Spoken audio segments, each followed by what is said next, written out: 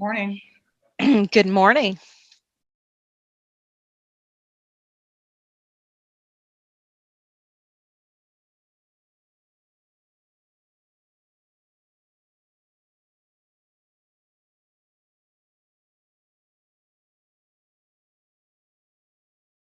Inside, and then it'll be gone by the time I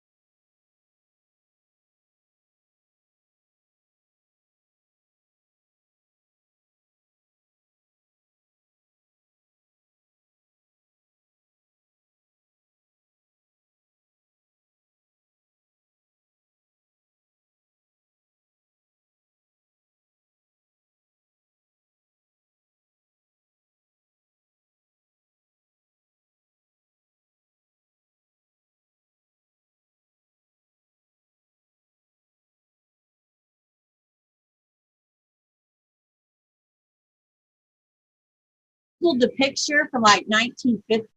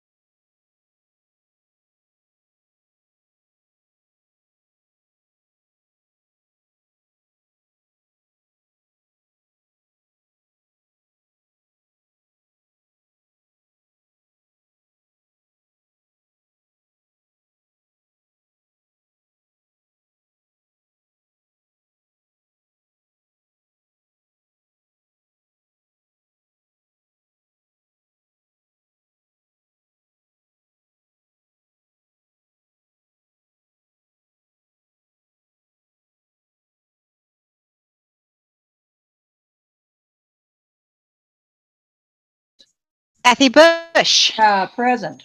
Jane Groff, Here. Cherie Blanchette,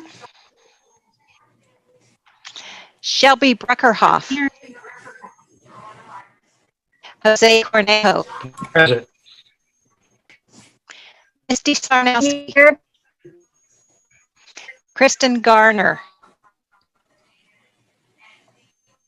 I'm here.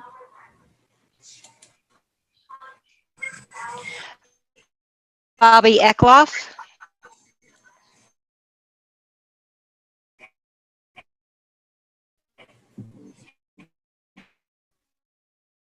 Diane Gestad, Present. Don Heim,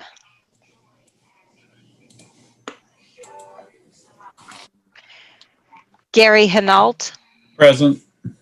Here. Leah Holly, Here. Ken Huey, Russ Jennings,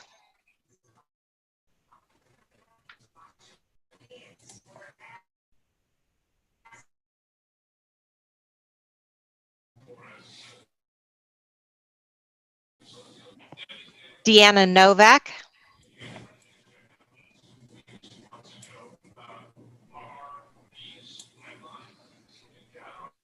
Kathy, Here.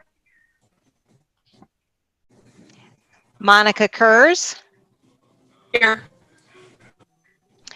Ronnie Lorenz,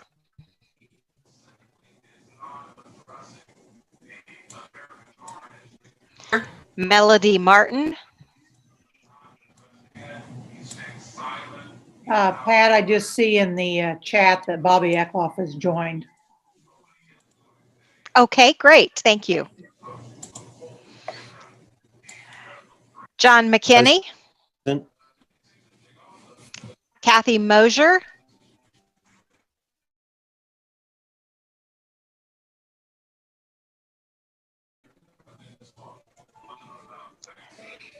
Monica,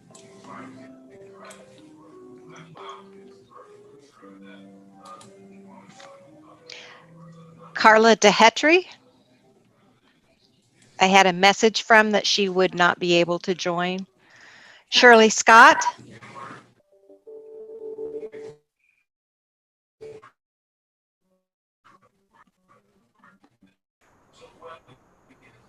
I talked to Shirley yesterday.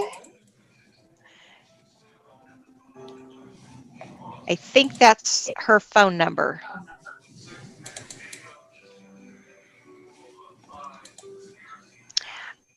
Rochelle Soden, Here. Senator Sykes, Senator Taylor, Mark Torkelson. Yes, ma'am. Thank you. Kelsey Torres, Here. Julianne Walker, Here. Pam Wygand, Here. Yes, ma'am. Here. Carrie Haig, Bert Present. Moore, Amy Present. Martin, Myron Melton, and Kent Reed will be joining us later. Laura Jurgensen, I believe, will also be joining us later.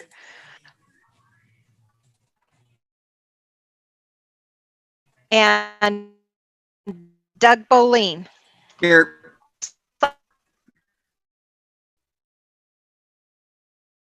I'm here in place of Kristen Gardner for today's meeting. I believe she sent, Thank I you. believe she sent an email.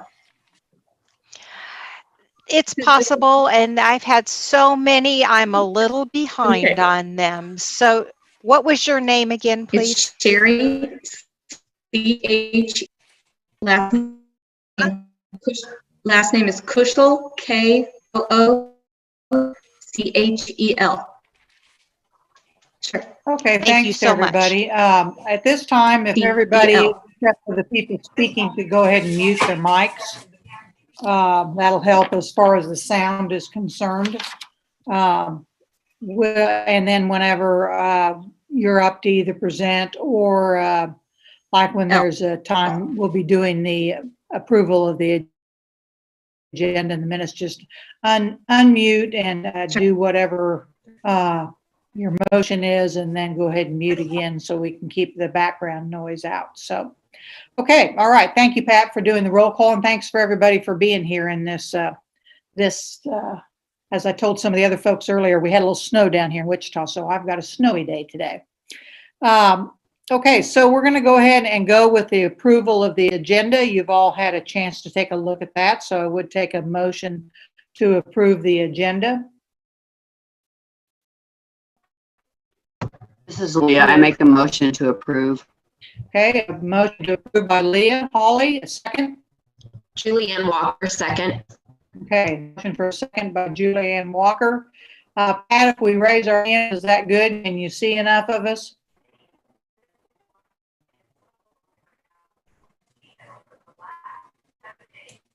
Sorry, I have.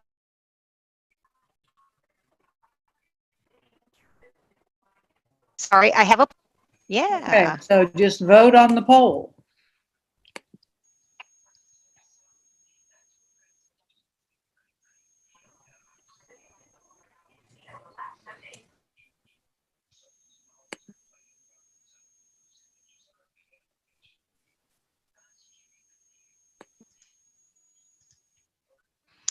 And motion has Okay, thank you passed. very much. Now we need approval of the minutes. These were from our October 1st meeting, and again, that was a Zoom meeting. So do we have a motion to approve the minutes?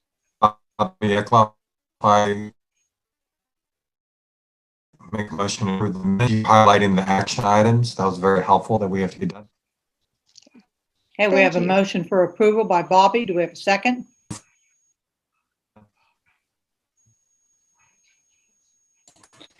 This is Gary Hinault. I second the approval. Okay, we've got a second by Gary. So another poll, Pat? Yes, indeed. There we go.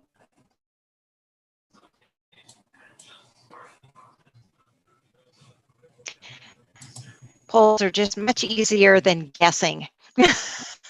How many hands are raised or how many said aye? All right. Thank you, Pat, for setting that up that way. And the motion has Okay, very passed. good. Thank you. Okay, public comments. I know the other day we didn't have any. Do we have any today, Pat? Today? I have received no request for public Okay, comment. no written testimony either. Nope, for public comment. Well, next agenda item, which is Nope. bylaw approval. We've been talking about bylaws for a while. So we've gone through a few renditions of these. So Pat, why don't you, I'm going to turn it over to you. All right, for thank this you. particular So item. last meeting, we added some terms. So those have been added to the document. We clarified the language on membership positions. So those updates have been made. We clarified the council chair will always be a state board member. We also determined that the vice chair would serve a 2-year term, so elections will occur at the April meeting for that position every other year. Those are the only significant changes that have been made to the document.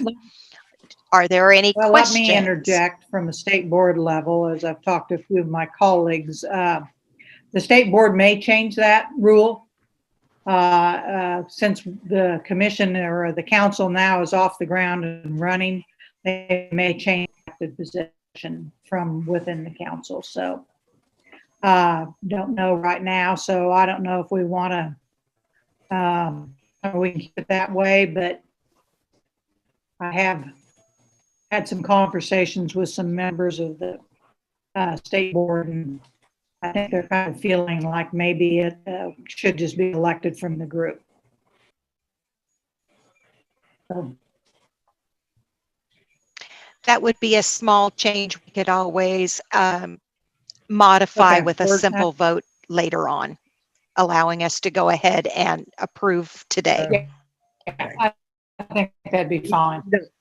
You guys either anything like the mistake. You'd do that. But that may change the whole thing, so don't want to throw a wrench in anything.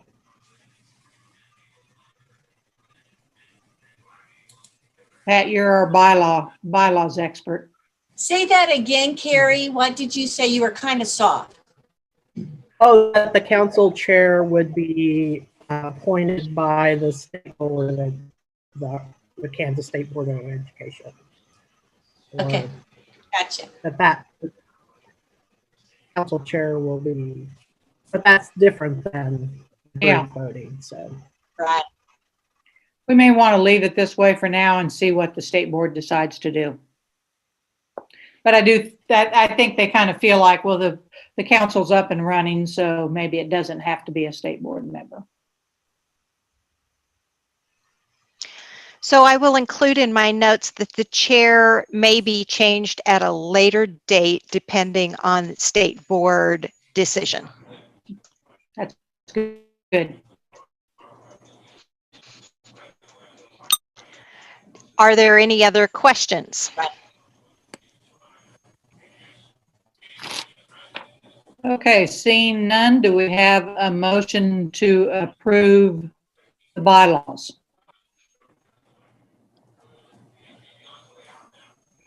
This is Monica Kurz, so moved. Okay, This is Motion. Kathy Teo, second. okay, we have a motion and a second to approve the bylaws. And we probably have a poll coming, right, Pat? Yep, there it is. This is Kathy Teo, second.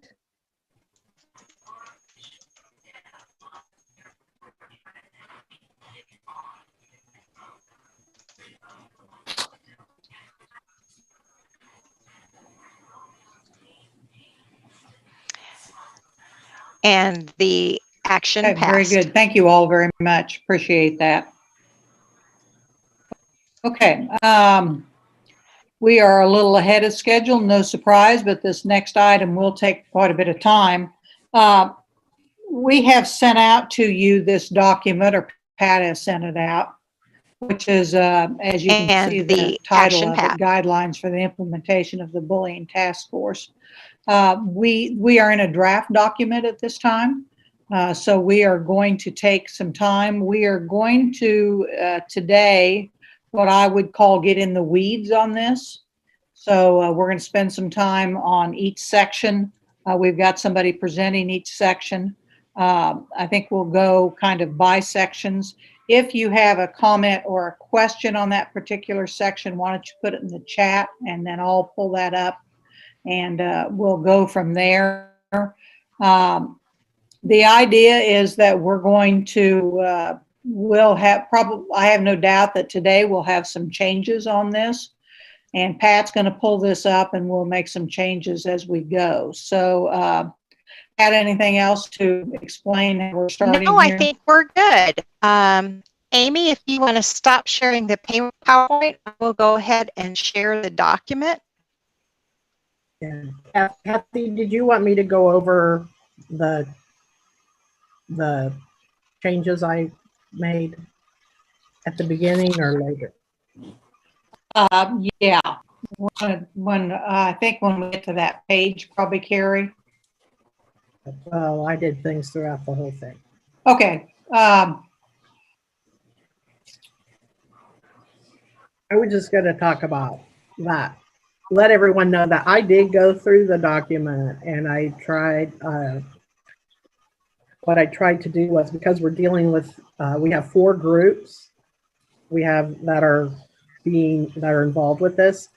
And so what I tried to do was make sure that the attributions that each group was making was consistent, so that it was the Blue Ribbon Task Force was making recommendations to the State Mental Health Advisory Council is responding to the state board's request, and then and try to make sure that was consistent throughout the document. I also tried to look at the flow and format of it and do some consistency with the headings, as well as that each section kind of begins with what the Blue Ribbon Task Force recommended. And then there's a section on the analysis, basically the policy analysis that you all did in your groups, and then the conclusions that your groups and committees came to. And then in the prevention and resources piece, I added a piece at the end to try to make it more kind of, instead of just ending abruptly, so it kind of has a conclusion. And then in the introduction, there's a piece that John will talk about that we added to pull in the overall connection of this work with the state board. Those were just the things that folks did. thanks, Carrie. Carrie kind of did go through and kind of be our editor in chief and kind of, well, yeah, you were, Carrie, to kind of really look at it for some consistency and kind of make sure we're putting everything together. So appreciate that. Well, we kind of added some of that policy piece to it, because this is policy. So some of that language to it. Yes, thank you. Okay, let's go to the next slide.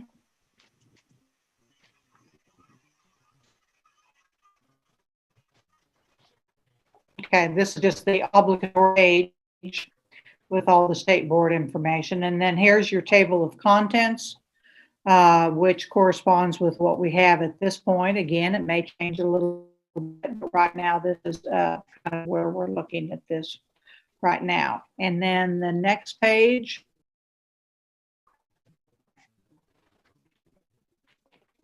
Okay. We're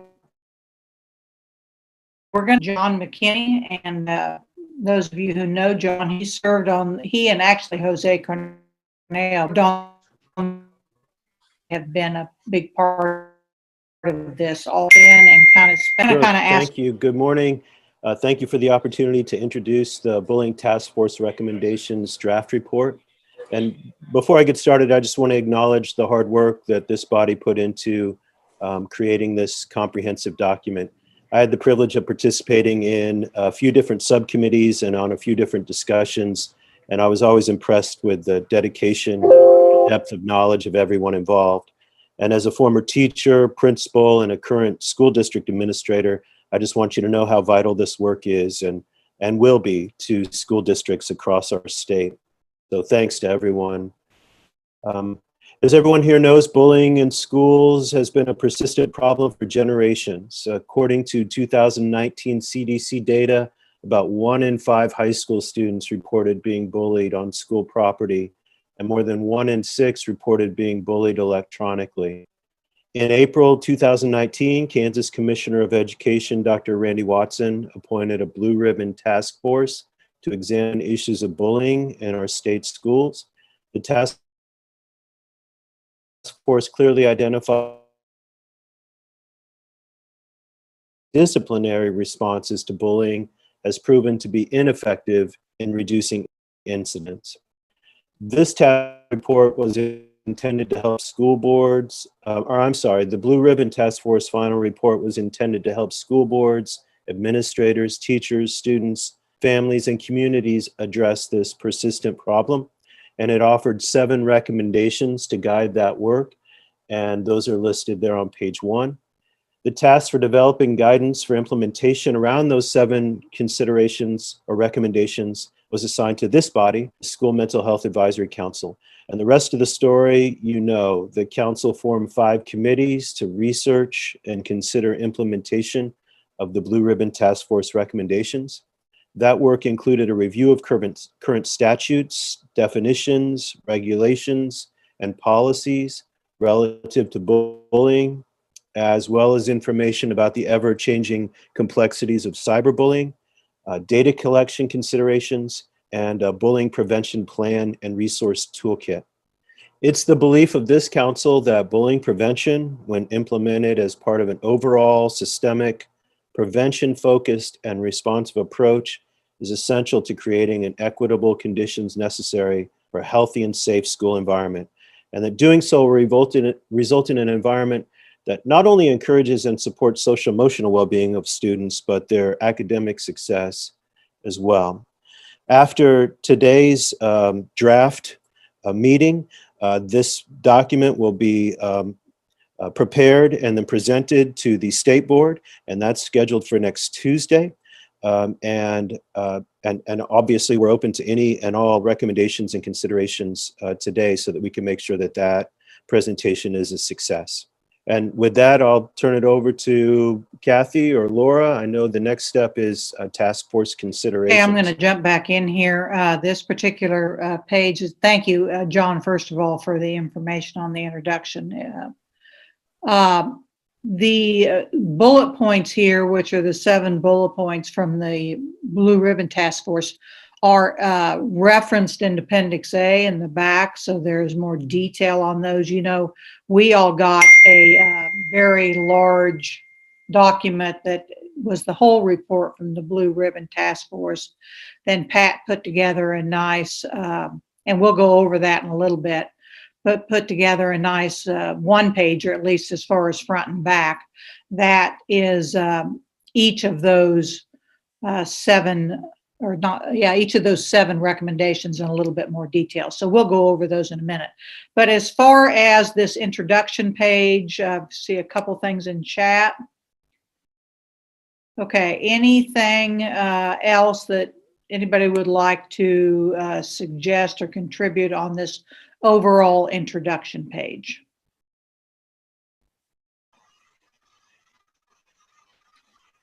Okay. Yeah, Pat, can you stop at that? So that last paragraph there would be something new that wasn't there last time we looked at this. It'll take a minute if you want to take a look at it.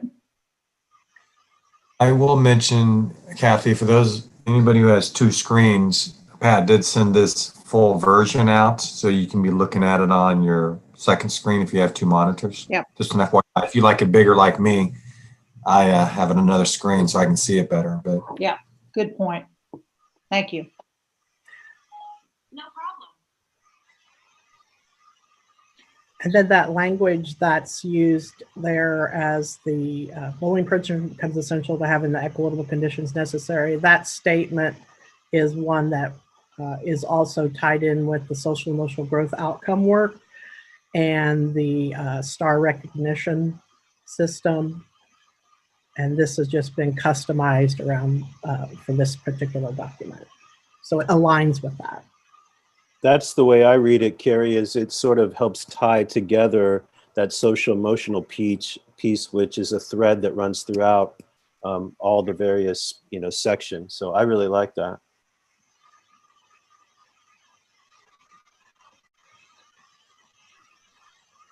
In fact, I think we speak to that in the response to State Board of Education, the section that Jose and I worked on. I think we used a lot of that similar language.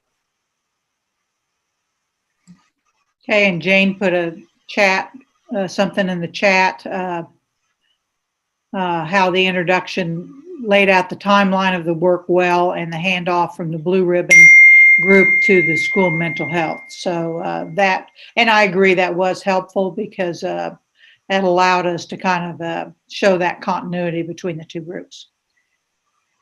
Any other comments on that introduction? Okay, if not, we will go to the, and thanks for who suggested on my iPad, I did pull up the document. So, okay, this is the Blue Ribbon Task Force recommendation. This is examining current state law.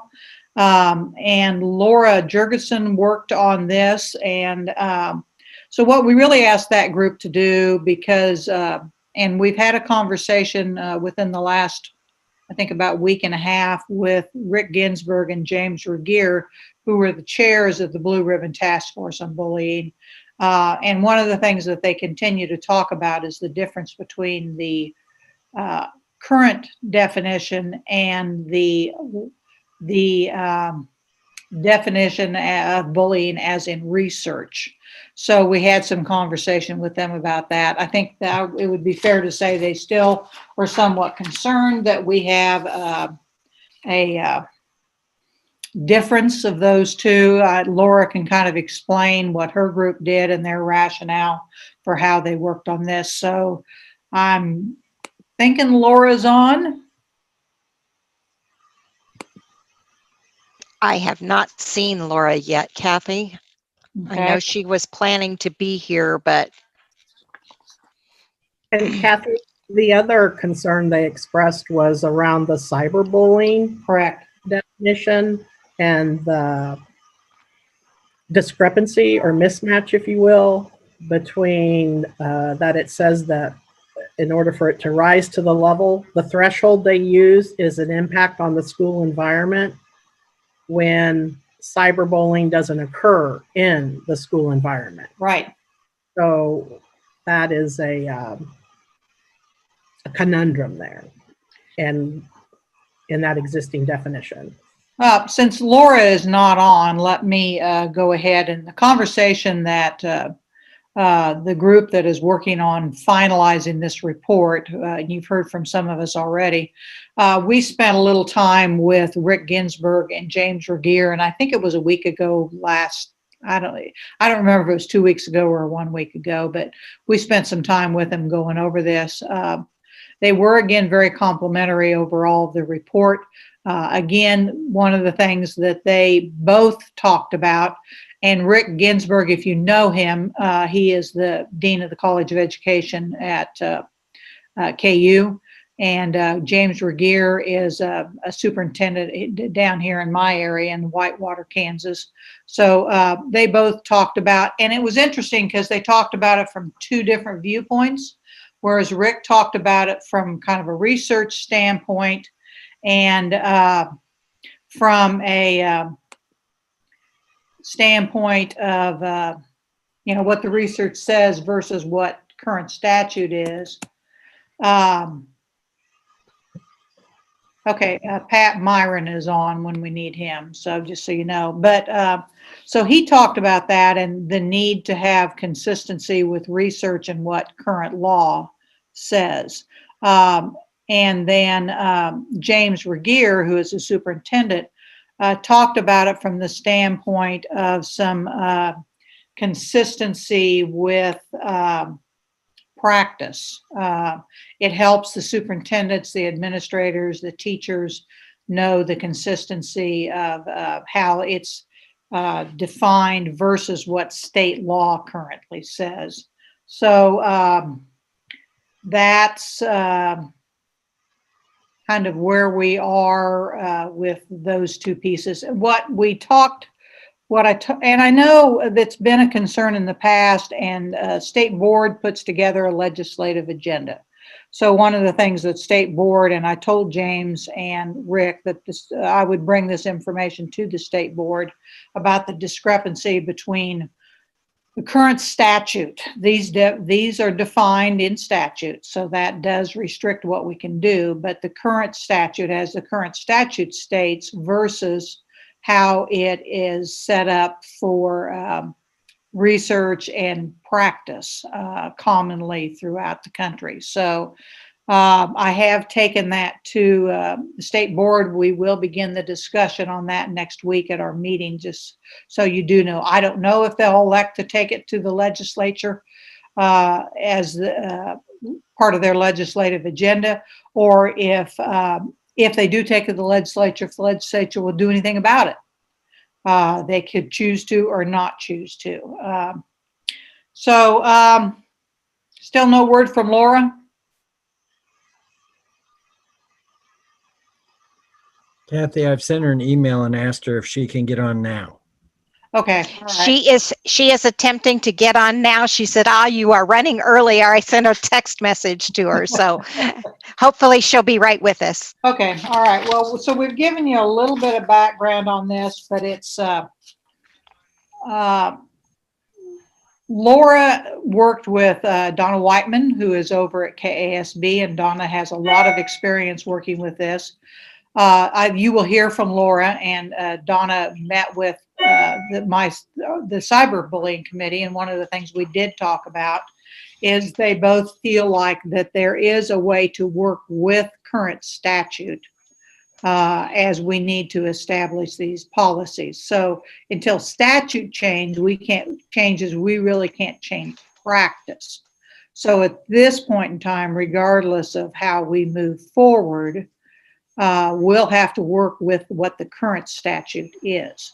Now, if state board elects to take this up to the legislature, and if the legislature would elect to change, then this body would need to go back and take a look and change some of the components here as far as kind of rectifying what statute would then become at that point in time. So do we have Laura yet, or is she still working on getting on? I am here, Kathy. I apologize for No, the delay. No, that's okay. Laura, we're early, and I knew we were running a little early, so I appreciate you scrambling a little bit. I've kind of gone over, Laura, where we were, how we have to really look at what is in current statute, even though it doesn't necessarily align with what research currently says, and maybe what some of the folks in practice would like a better clarification. We do have to focus on what is in current statute. And your group worked, and I mentioned that you worked with Donna. I don't know how much of this you heard, that you worked with Donna Whiteman, and you have established some ways that you think we can work and worked effectively with current statutes. So I'll kind of turn that over to you, and then there may be some additional questions that folks will have. Yeah. Okay. So thanks, Kathy. So just as a reminder, I helped facilitate the definition committee of this work. And so that was, as Kathy said, it was myself and Donna Whiteman from the Kansas Association of School Boards, and then John McKinney from here on the council and from the Shawnee Mission School District. So we put together a 5-page memo with some information on the definition and the recommendations of our committee. And Pat sent that out to the full council, I believe in April. Is when we finished that. So it was quite a while ago. But then the information that you're seeing on your screen is a shortened version of this memo. It was shortened for this report. So just as a reminder, what we said in our memo is we provided the definition of bullying from the statute. We provided the terms of the Blue Ribbon Task Force on Bullying. So there were several concerns.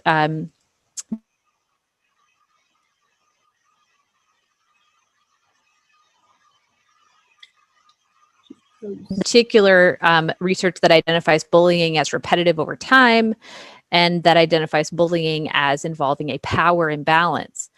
The task force had some additional concerns as well regarding specific groups that should be addressed or how local policies would be reviewed. So several concerns. And so our committee agreed that the statutory definition is broad, but to address a Okay. wide range of behaviors. Laura, you cut out just a little bit, so kind of back that up just a smidge. I apologize. My Zoom is frozen. Otherwise, I would stop my video because that could be part of the problem. But just stop me again if I cut out. Yeah, will do. Okay. So we believe that the legislature intentionally made this definition broad to give principals flexibility in addressing a wide variety of behavior. I mean, so those of you who have worked in schools and have worked with this, just pervasive problem in schools of bullying, probably appreciate that a lot of these situations are gray areas. They're not always black and white. There's always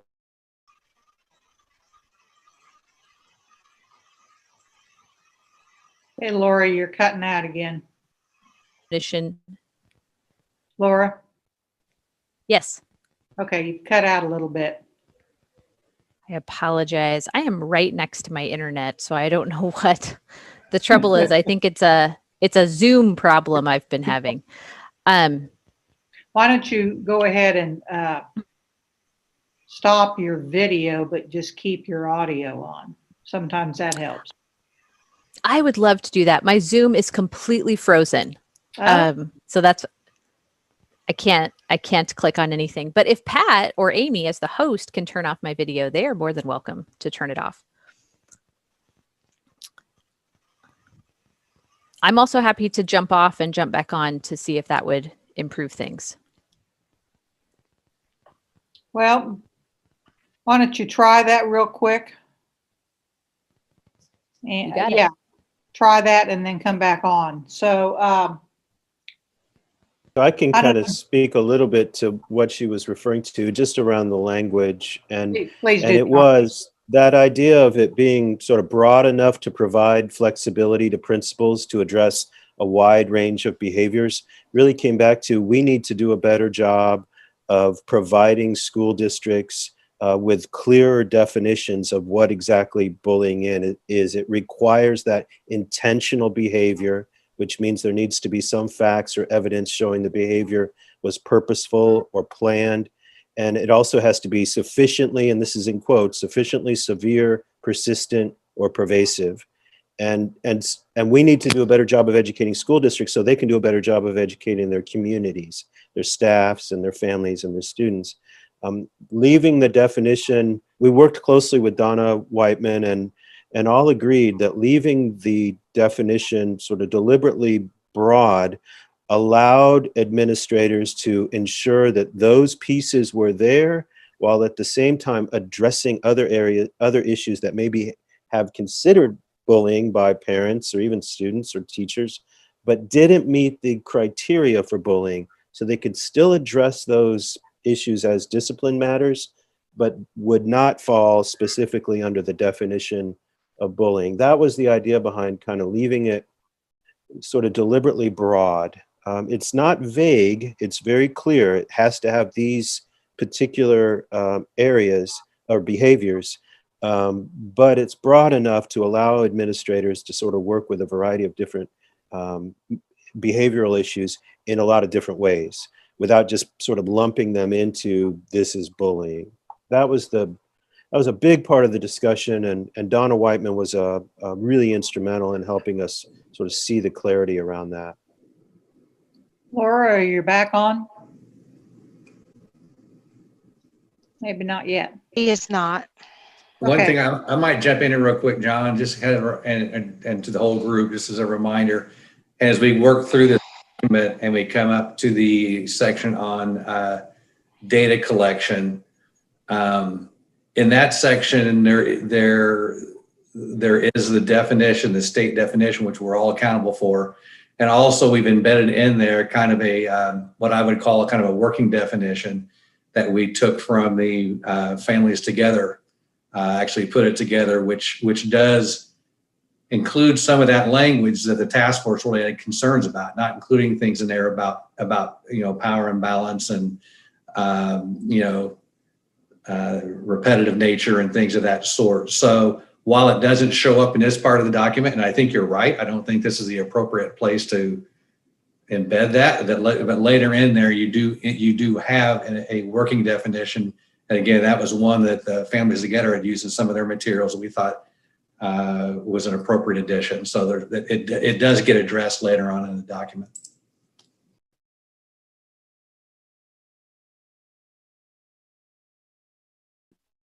Laura, are you back on? Yes, I am here. You're there. Okay. All right. John McKinney kind of spoke for a little bit and kind of explained some of the things about the definition, and then Myron was on also and talked a little bit about the definition, but also how it's defined later in the document. So if you're ready to pick it back up, go right ahead. Yes, thank you for catching me up. I apologize again for my Zoom issues. Okay, so like you heard me talk about, and like you heard John talk about, we believe that the legislature intended to define bullying in a broad way to provide that flexibility, but also we don't believe that the statutory definition creates any obstacles or barriers for school districts to address bullying or to stop bullying, including we don't think it presents any obstacles in terms of considering that language from research, the various concerns of the task force about the power imbalance, that it be pervasive, that there's nothing in the statute that contradicts those things. And so those things can and should be brought in.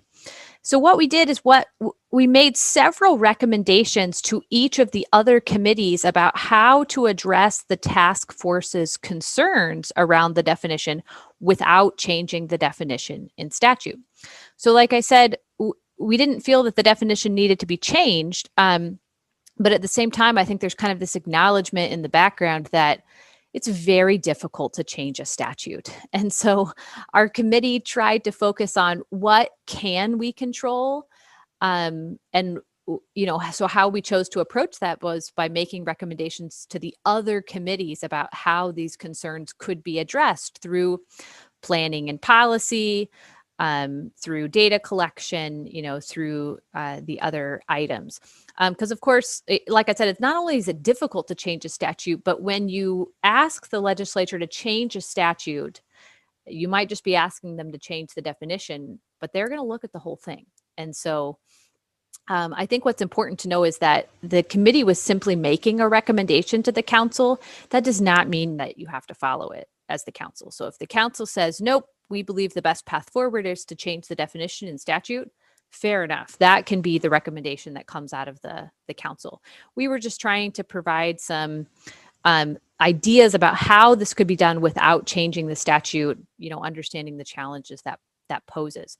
So then the memo goes through the next few pages and makes recommendations to each of the other committees about how to address these concerns.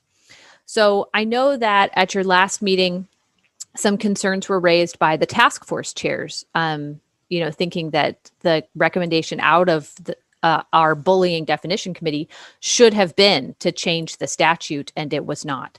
So there's a couple of ways you can approach it. Like I said, that the council does not have to agree with our recommendation. It's just a recommendation. Additionally, you could ask me to kind of shore up this section of the report if it's not clear enough what we were trying to convey. We could add some additional information in here. I did keep this pretty brief, so I'll pause for questions.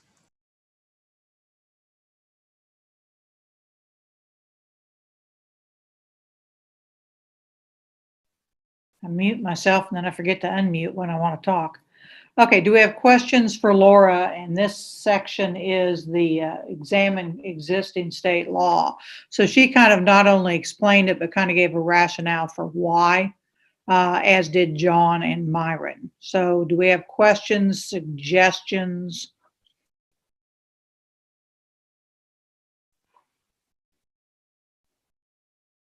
I will probably come back to you later and ask if because I think the state board would like a recommendation from us.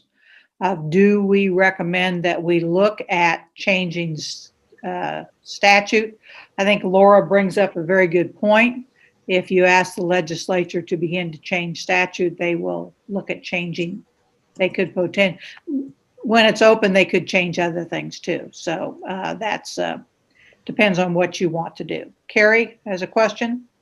Yeah. So the last paragraph of this, right before it says Kansas statute, I mean, it says that the bullying definition made specific recommendations as to how those may be addressed. I think that was what Laura was alluding to. And then it goes into the statute. And I know we wanted to have the statute there, but Pat, if you scroll on past the statute, then there is another set of considerations. And so right here, yeah. So Laura, are those the considerations from your committee, or are those overall entire document? Those are overall entire document. What you're looking at right now, the conclusion response to State Board of Education, that's to the 7 recommendations from the Blue Ribbon Task Force. This is the responses to those. Okay. I do think back on the page where that paragraph where it does say that the recommendations are made, maybe we can say something along the lines of throughout the remainder of this document, the bullying committee has made specific recommendations how to, the definitional concerns, back up to that paragraph we're just at, right there. Right there. Expressed by the Blue Ribbon Task Force may be addressed without a change to the statutory definition. Maybe we could say has made specific recommendations. Maybe we can say something like these recommendations can be found throughout the remainder of this document, or maybe we can make reference to the fact that they are part of the remainder of this document. Okay. Where they're located.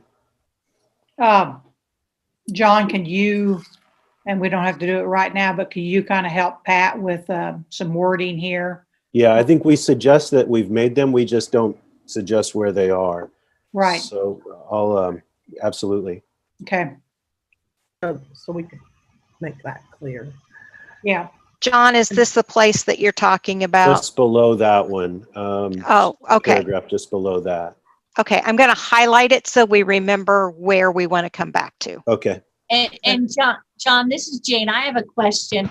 It seems like that one pager has, some recommendations like in it. And so would it be okay to say has in the first line there the above recommendations, or you guys understand better than I do that they're deeper and they're throughout the document? But if those are recommendations kind of on that one page, if they are, you could say the above recommendation, but I'm not sure that's what you mean. Or we could even sort of specifically address the definition piece with an additional bullet point just right off the bat on this page, just so that it's right there with the rest of our recommendations. But yeah, I'm good with either. Is this the right? page? Right. And that's the one that Jose and I spent time on. It sort of it was intended to address, all 7 bullet points from the Blue Ribbon Task Force. So if one of those things that we want to be sure to address is the definition, this would be a good place to put that. I agree, John.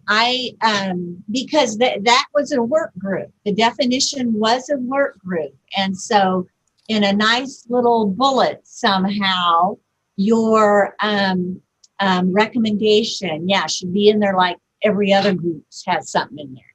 Yeah, so the implementation consideration for the districts, that Laura's committee, that is what you want to make there. We did draw from all the other committees' work and synthesized it on this page. So I think that's exactly what I'm suggesting, is that we also use the work from the definition committee and add it here. I think that's a good idea. Could you scroll back up to where the, I don't know who's operating this, Amy or Pat. Okay. I'm going to have you go back up a little bit because it's in the actual definition. Keep going. I think it's the first paragraph here. One more. Okay. Okay, it's actually the second paragraph. If you take a look, council members, the second paragraph, the policy analysis, okay, then it talks about statutory language also requires intentional behavior, which means there needs to be some facts or evidence showing the behavior was purposeful or planned. And then this is one piece when we did talk, and I'll go back to this because this is something I'm going to ask the group after we get done with our discussion today.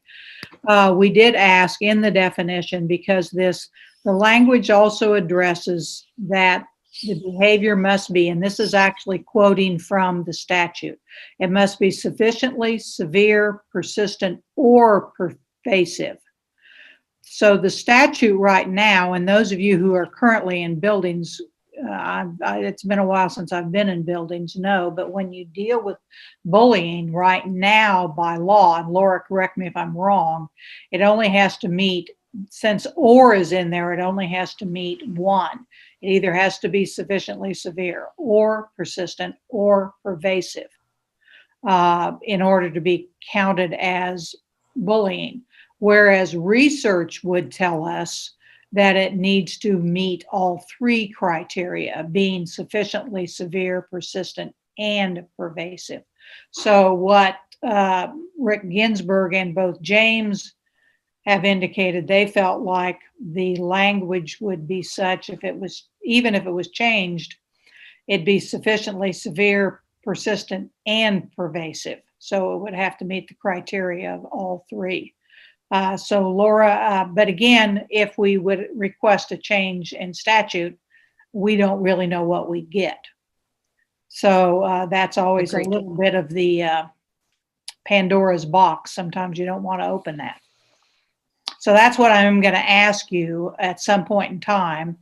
And Laura, I don't know, comments on that? I'm going to put you on the spot. On whether that particular change from or to and would satisfy the task force's concerns? I think it would satisfy the task force concerns. I mean, because that's what Rick and James referred to, but I don't know. Give me your thoughts as far as what recommendations your subcommittee made. If that's, I mean, if that's going to be, yeah, just, I guess I'm asking you to give me your thoughts at this point. Yeah. Laura, did your committee address the and or? Our committee never went down the line of thinking of, if we change it, what should we change it to? Okay.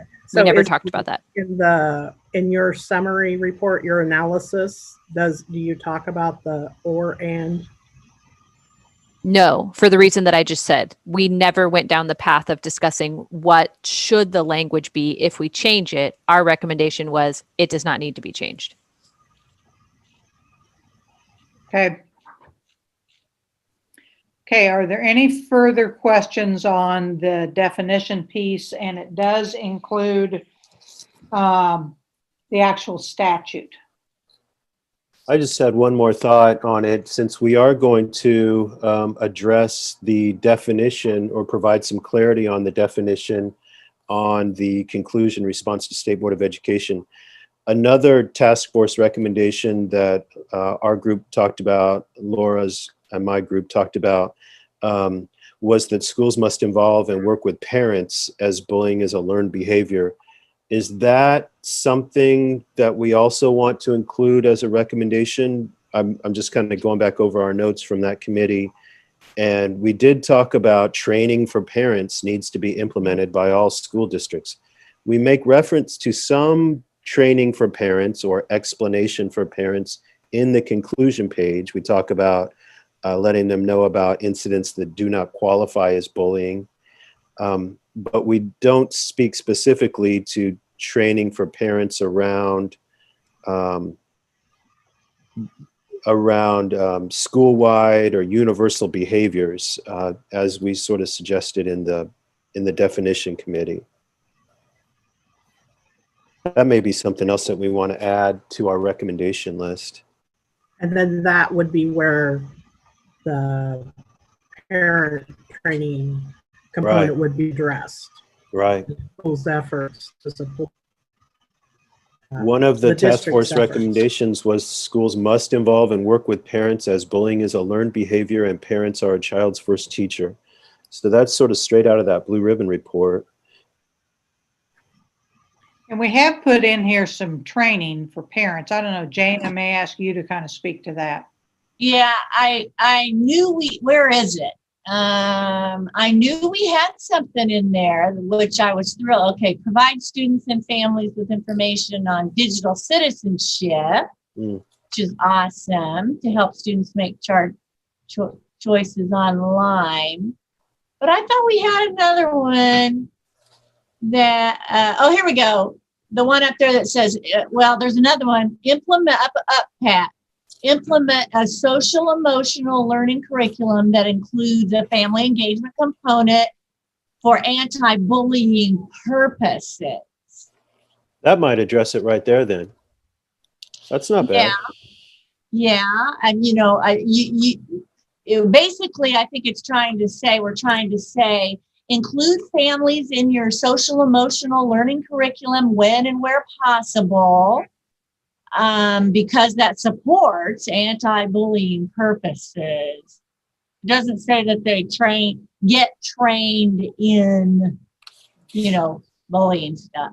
Oh, and then below it, provide families explanation for incidences that do not qualify as a bullying incident. Okay. With that letter, which is awesome. Yeah. So, yeah, if you think maybe we need to look at that. I love the social emotional curriculum with the family engagement component for anti-bullying purposes. So maybe that's in that bullet that for implement a social emotional learning curriculum. Maybe this is where we also would put that broader school approach, the school or district's approaches to discipline policy. That and link those two things together there, so that it's coherent. I don't know that those need to be linked, quite frankly. Okay. I mean, I'm not sure, I'm not saying we don't need to include the discipline policy, but I don't know that we need to link the social emotional learning curriculum that includes the anti-bullying and families with the discipline. Yeah. It's the approaches to behavior and the responses to student behavior. In that one just below, provide family explanation for instances that do not qualify. We could say, ensure that parents know what the school's behavior expectations are, period. Provide and kind of combine them there. Make sure that parents are aware of what expectations are, and provide them with explanations for incidences that do not qualify as bullying. I like it. That's good. That's a good spot. Then we've hit the task force recommendation. We've sort of embedded it in that existing recommendation. Right. Because the piece that I know what we don't want to convey is that just because the behavior of the bully, it didn't officially meet the definition, we don't want people to think that it means you don't need to do anything about it. Exactly. That student behavior, and that there are supports for that. That's part of our it should be part of the tiered interventions. Either your student improvement team. That there are processes in place within buildings for those students to receive support.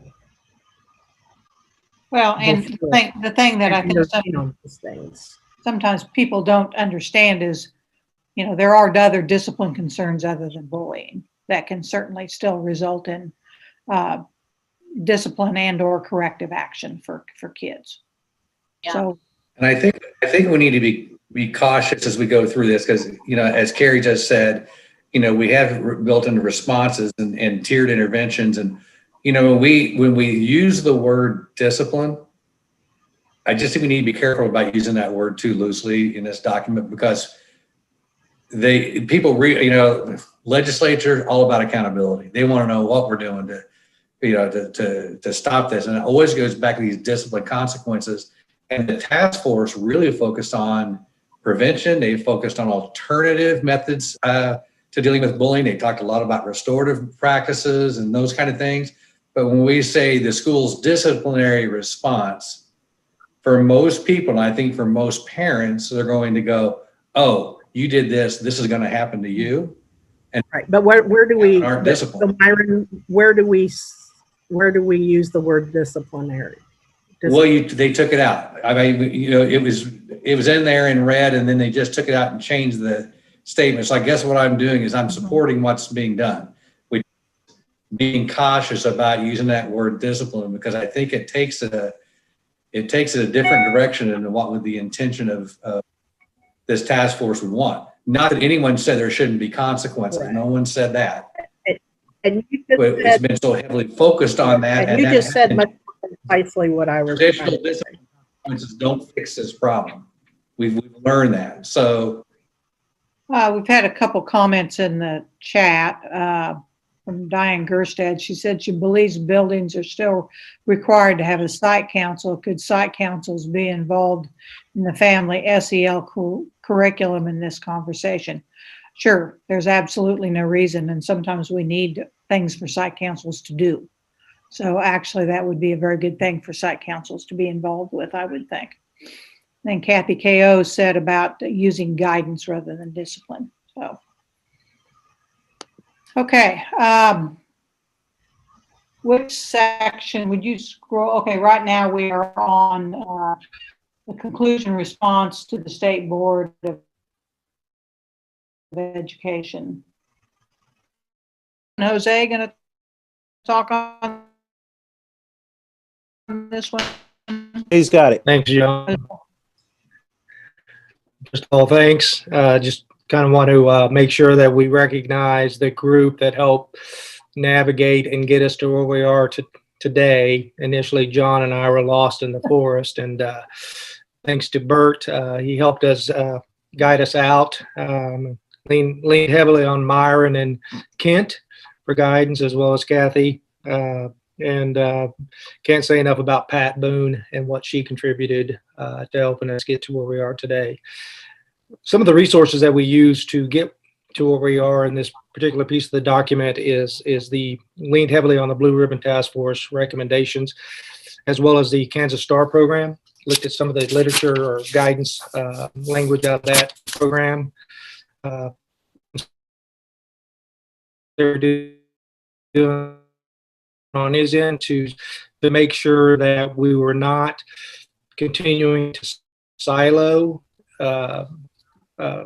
protocols or purposes in addressing bullying, that we wanted things to be congruent and consistent so that when schools were looking at implementation, that it wasn't this and then it wasn't that. They were looking at implementation. It was just all one piece to addressing behaviors, whether it be bullying, forms of aggression, exclusion, whatever the situation might be.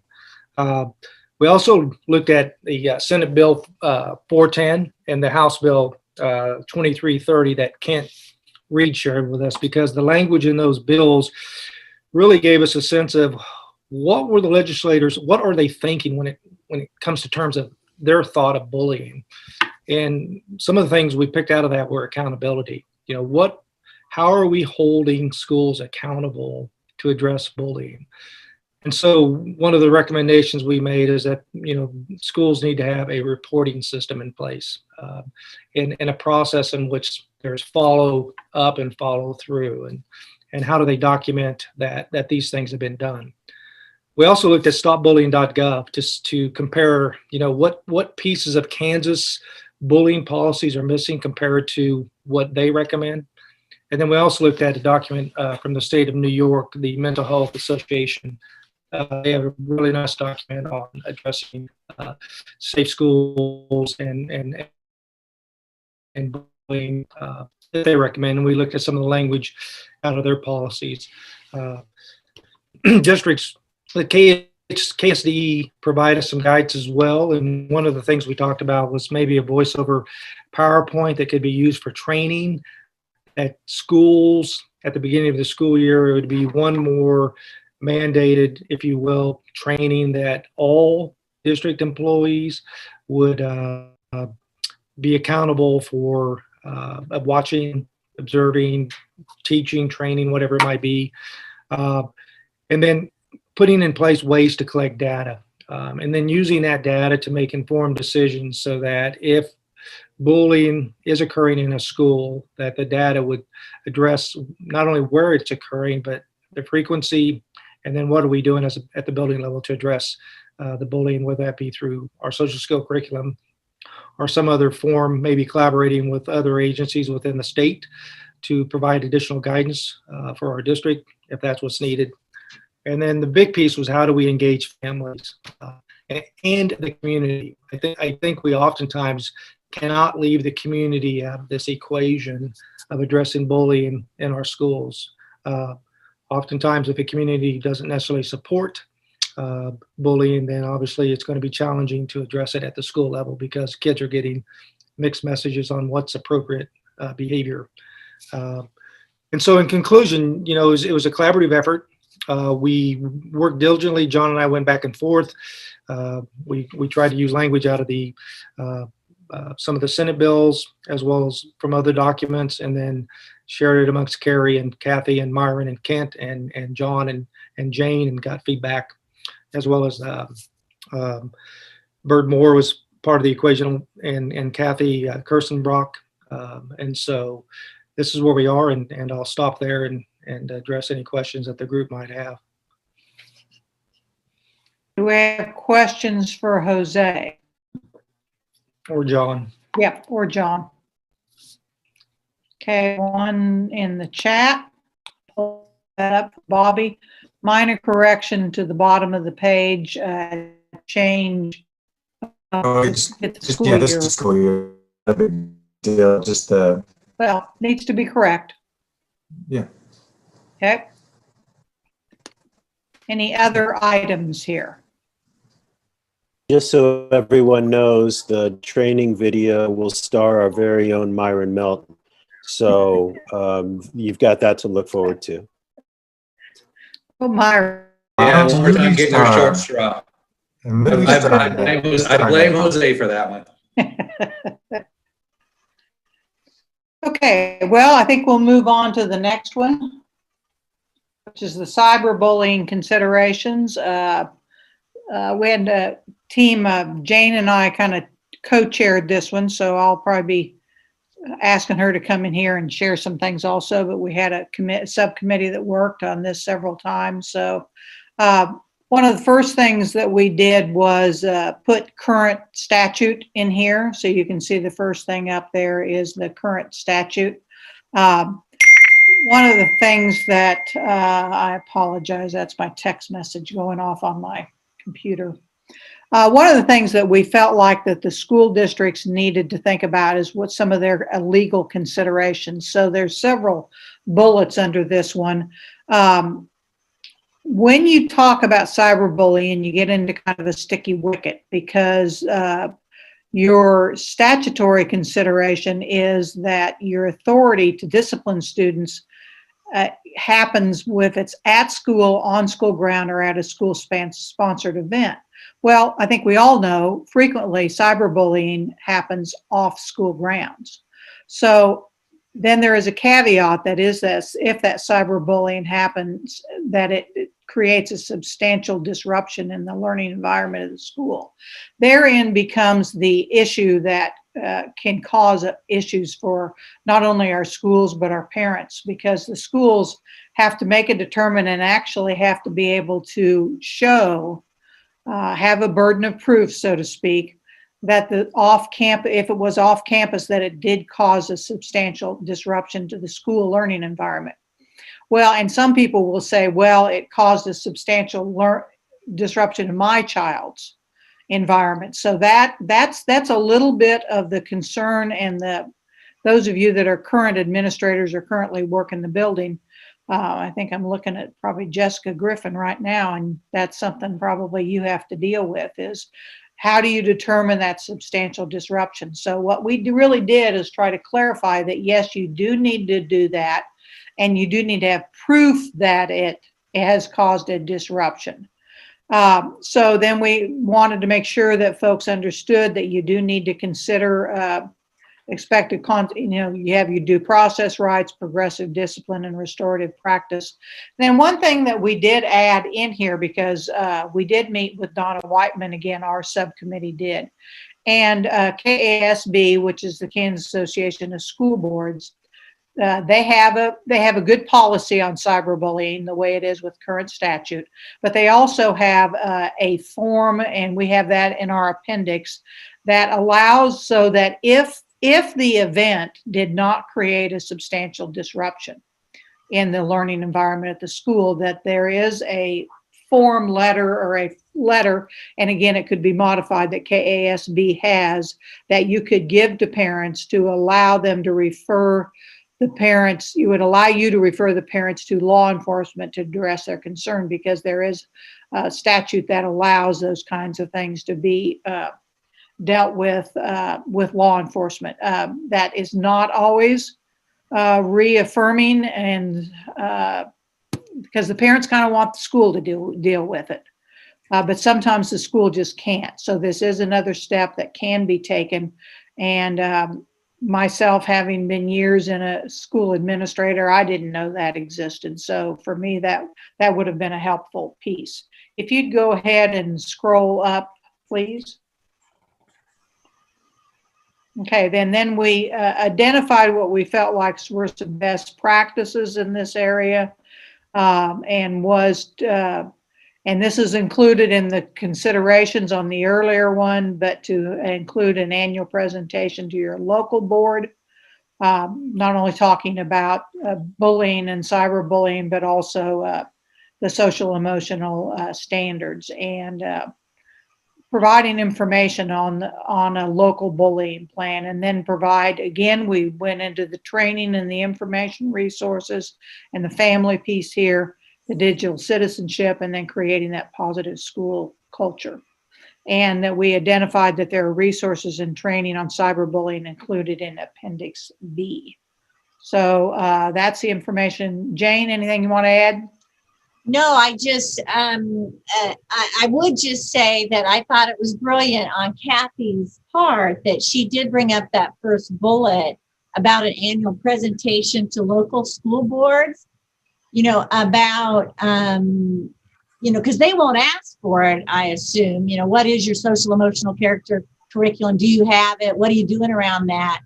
And then, a couple pieces of data on the bullying. And kind of do that annually.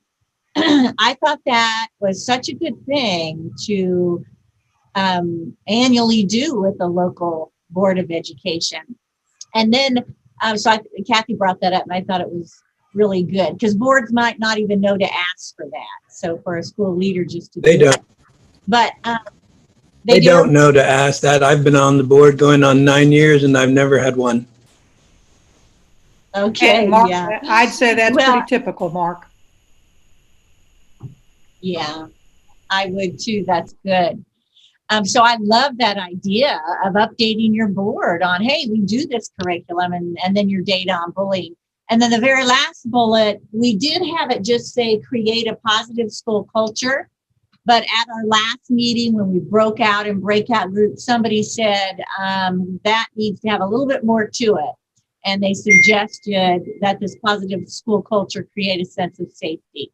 So we responded to that suggestion on that bullet. Any additional comments or questions on the cyberbullying piece? Okay, Holly. Holly said, wondered about reordering the restorative practices to the top of the list. Actually, that's a good idea. Yeah, that could easily be done. I also was looking at, I think it was, the next bullet down where it says cyberbullying letter regarding off-campus events. I didn't know if that next sub-bullet should be a sub-bullet of that, because these items will refer parents to law enforcement. Are we talking about the letter, or maybe I'm reading it wrong?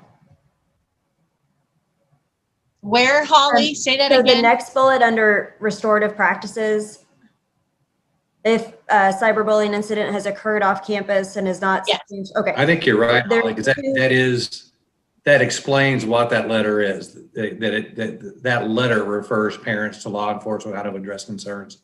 So yeah, so that first bullet, I'm wondering if the sub bullet, that second bullet needs to be a sub bullet or just within that same bullet. Point. So just make that part of the same first bullet. Because these items will refer parents didn't make as much sense, you know what I mean, to the first bullet. Did that make sense what I'm saying? Take a look at it now, Holly, and see if that works. Okay, sorry, I was on my other screen. That's okay. If cyberbullying has occurred,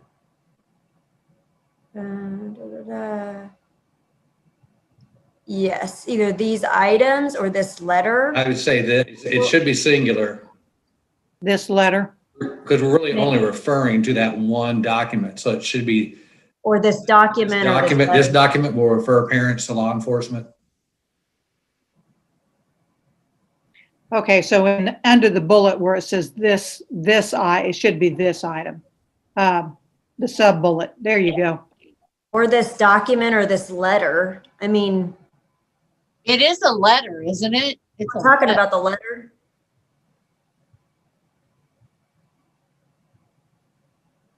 Yeah, I just think that's more clear when reading it. Okay, thank you. Good, Holly. Very good. Appreciate the editing on the fly. Okay, Carrie on page 4. Which one is this page 4? Nod your head, Carrie, if it is. No. No, it's prior. Oh, it refers to the the- letter. Yeah. Okay, so Refers to that, the letter there.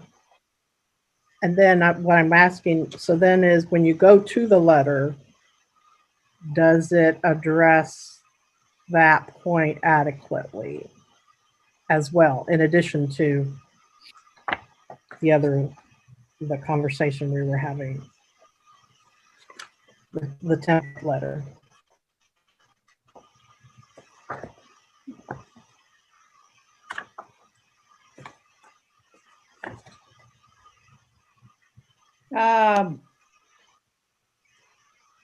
yeah, I mean, the letter, again, it's a sample. So obviously, because it says right here as spring approaches, well, that's not going to be appropriate for some folks, but it is modifiable.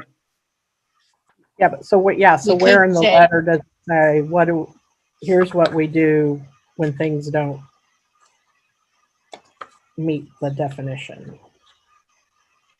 I have trouble finding the letter. See, we use the appendix C in 2 different places, Yes, we do. and I'm just wanting to make sure that it is serving and the need of both, and it addresses both issues. What about that second paragraph, Carrie? Do you think that addresses the?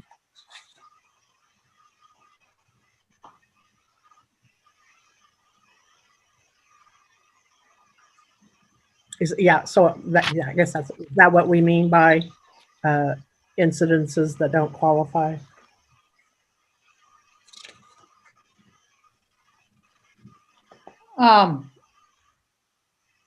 Why don't some of us take a look at that letter and see if it needs to be redrafted and maybe not. Or maybe something was there and it's not there now, or? Well, I think that's I directly from remember KASB. I'm not sure, but I think it's directly from KASB. Myron, is it not? Yes. It is. Directly from Donna Whiteman.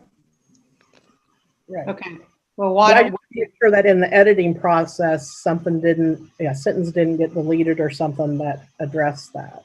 okay, well, let's internally take a look at that and see if we need to make some adjustments there. And again, local districts certainly can modify that. Okay, let's go back up to probably ready for the next section, which is bullying definition and data collection. I'm going to touch a base first on the definition piece, and then Kent's going to go more into detail about that definition and how that data gets collected. First off, just on the definition piece, so if you get back, and I don't think we want to be, I don't think this is redundant. You'll look at this first part on the bullying definition, the state's definition for bullying, and I think we felt like it's important for people to know if you're collecting data, are we collecting the right data? Are we collecting a data that's aligned with what the statute's asking us to do? So we felt like before you got into the rest of the data collection piece, reminding people this is what you're by statute required to do, and that your data collection should be aligned with. So what you're looking at here, you saw earlier in this document. Now, Pat, if you'll scroll down just a little bit. Okay, stop right there. So here's maybe a question for the group. So we have that first piece down through these bullets that talks about what the statute is and and the bullets that are identified through statute. And then we didn't specifically, I use the word working definition, which may not be the right way to refer to this, but then you add this next paragraph afterwards, and you'll notice it's got a citation. This comes from Families Together who put this together, but it's really kind of an alternative definition that includes some of those things we felt like were missing. So we have that definition. Bullying is aggressive behavior that is intentional and that involves an imbalance of power, or strength, which is not included in the state statute. It often is repeated over time, so it doesn't say it has to be, or that that's mandatory, but we know that it often happens over time. It takes many forms, such as hitting or punching, teasing or name calling, intimidation, using gestures of social exclusion, and sending insulting messages electronically. So it kind of takes this big, broad definition, which, as Laura said, does allow some flexibility, but puts it in what I consider to be more working terms for school districts, and incorporates that language that research has that our statute doesn't, about imbalance of power and often being repeated over time, but not always. So I guess my question to the group is, do you feel like that piece right there needs more punch? I mean, do we need to be referring to that as kind of a working definition, or just leave it as is and let them interpret that? I know Sorry, go ahead. You've referenced the citation below. I think maybe it might be good, because a lot of times people don't look at those things. It might actually be good to reference in there that this is a working definition from Families Together. Leave the citation below, but to let folks know that this is not the statutory definition. And then Kent, you had something? Well, I was going to mention that I like the thinking, the logic behind providing sort of a more kind of user-friendly definition, rather than kind of the Kansas law. Here's a definition that as a practitioner, I can sort of really, it's more applicable to the work that I'm doing in my classroom or in the building. So I like the logic behind that. I guess I'd ask Laura, John, Jose, that group, do you feel like that, including that statement, We talked about the broadness of the statute. Do you feel like anything within that doesn't fit within the statute? I don't think that anything here conflicts with the statute. Okay. And to me, this is just what our committee was recommending, that the other subcommittees, feel free to pull in other definitions like this. This is great. I agree, Laura. And we didn't refer to this as a definition, and that I didn't know if it needed to stand out more, because I do feel like, as John said, I think as a practitioner, just to be honest, I'm going to look at that statute and go, oh my gosh, I need half the afternoon just to interpret it. And now you've got it kind of condensed down. I don't know if we need to give that a little bit more pop to go, hey, here's really kind of what we're talking about, or just leave it as is. I think you could, and we even had a comment from Sherry. We could do, a little piece that it says working definition from, and this could be working definition from families together. And then maybe we could do a working definition. I don't know what the definition is. Sherry mentioned the one from stopbullying.gov. I know they have one too. Maybe we could give them a couple of working definitions. Yeah. Just an idea. I don't know if that makes sense or muddies the water. I don't know either. That's why I threw it out there. It may be just as is, works fine. But I thought if we're really thinking about that as a working definition, we might want that to stand out a little bit more. So those are the definition pieces for that. As you go on through this, they're going to be more about defining, types of bullying and data collection. I think Kent's going to talk about that. Oh, yep. So just let me interject 1 minute. So the reason you're putting that working definition in there is that what you're doing is making a suggestion for implementation, that when a district is explaining this to teachers and parents, here's language that will help them understand the intent of the statute. Yes, I think not just giving them another definition. I guess what I'm saying is we need to tell them what to do with it. Yeah, it's and not just assume they'll make that connection. Yeah, I think our intention in that was, that number one, it summarizes. So, you think about, you talk about parents, you have to have your elevator speech ready to go, parent stops in, well, what is bullying, or how are you, and you have that kind of condensed talking point. But also we were pretty intentional in saying, boy, our task force and what we were hearing and what we were seeing in research, you can't not have power imbalance included in there somewhere, because that's a critical piece of this in the research. And so we also, chose this because it does embed some of that language that may not align with 100% with, I take that back. It fits underneath the statute, but it's not specifically pointed out. And this brings that other research language into it. There's kind of two-sided reason for doing that. Well, and I'll jump in real quick.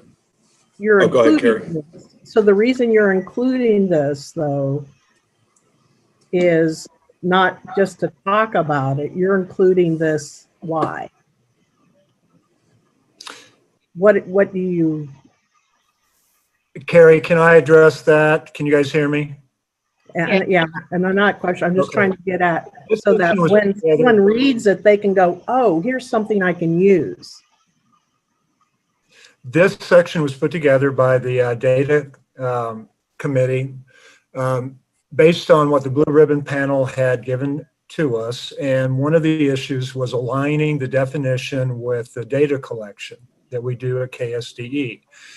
This section not only takes Laura's recommendation about working with a definition that's going to work with data, but also reflects the data that we collect at KSDE. We identify and define the bullying types, et cetera. So it was an effort to align the definitions that we've all talked about this morning, plus the way, the data collection. Now remember, and it's mentioned earlier, and I think John brought it up, one of the blue ribbon panel recommendations was that each district would collect 2 data sources and then report to the board. Okay, so we tried to keep that in mind. And then the part that I'll talk about once we have this conversation over with is the recommendations for the Kansas Communities That Care Survey. So what we're asking the board to consider for implementation is we're asking districts to align their definitions and use this language. Yes, we're asking districts to align how they collect data with the definitions that we've proposed in this document. And so where do we give that as a consideration? Where do we ask them to consider aligning their definitions? I think they have to, make sure I'm unmuted, I am, okay. I think they have to align the definition with statute. And we have to do that. But what I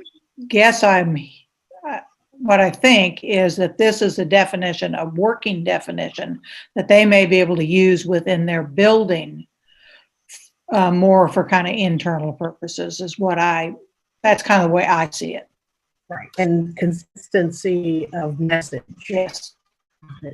Right. And so let's make sure they know that that's what they can do. And that goes back to Laura's committee's recommendation about the definition and making sure that it's workable.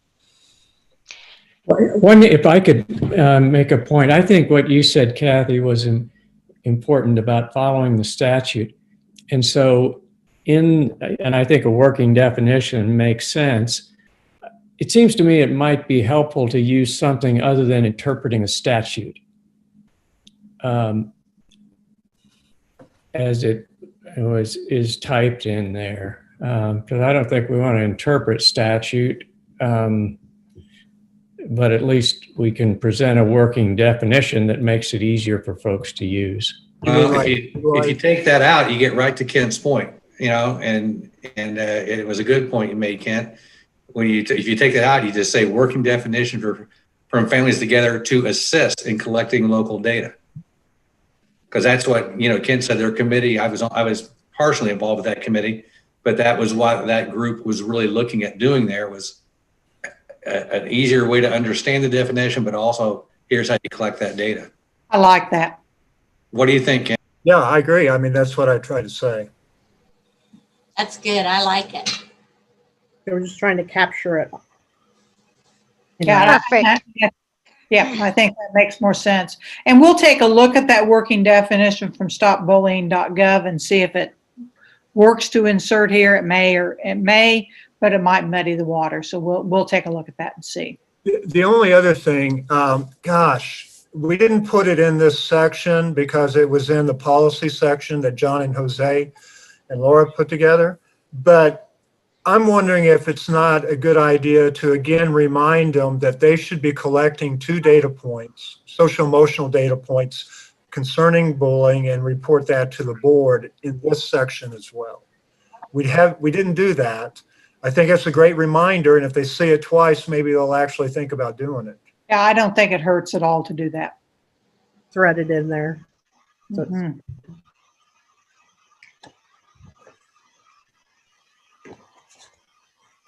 Okay, So now, where would you like that stuck in, Kent? if you'll go back to the section that we were looking at on data collection. Okay, scroll down a little bit. We have the working definition. We have bullying, Okay, keep going. We might as well put it at the end. At the very end? Yeah, because you do the data points and you do the definitions, and then that makes sense right after that to say, here's the expectation on. Or at the very beginning, one or the other. And just being really explicit about you collect this data and here's what you should be doing with it. Yeah, and all we're asking them is to collect it and report it. I think it needs to be maybe in front of the definitions for data collection. I'm thinking maybe needs to be before that. Okay. Sorry, Pat. No, you're fine. I was sighing because my computer keeps wanting to freeze this document. Man, we've had a week with technology, haven't we? Holy cow. The gremlins are busy today. I know. Must be Cyber really- Monday.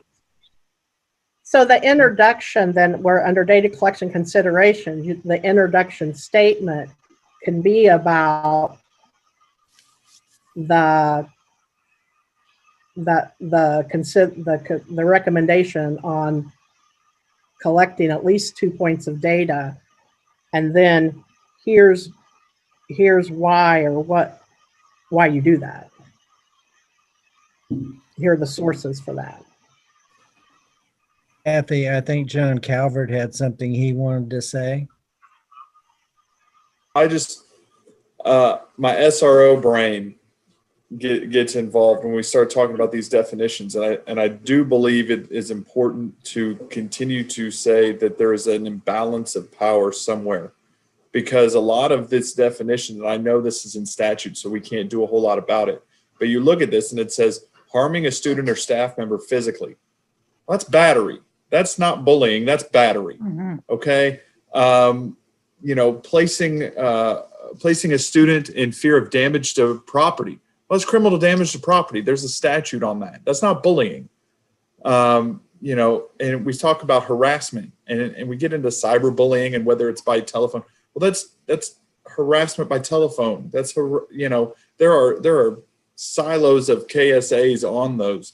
But none of it talks about a power imbalance. And so I think it's very important, especially in our schools, when we want to try and stop this or address it, that we come at it as hey, this is a school policy, and we don't necessarily need to get law enforcement involved at this point because it's bullying.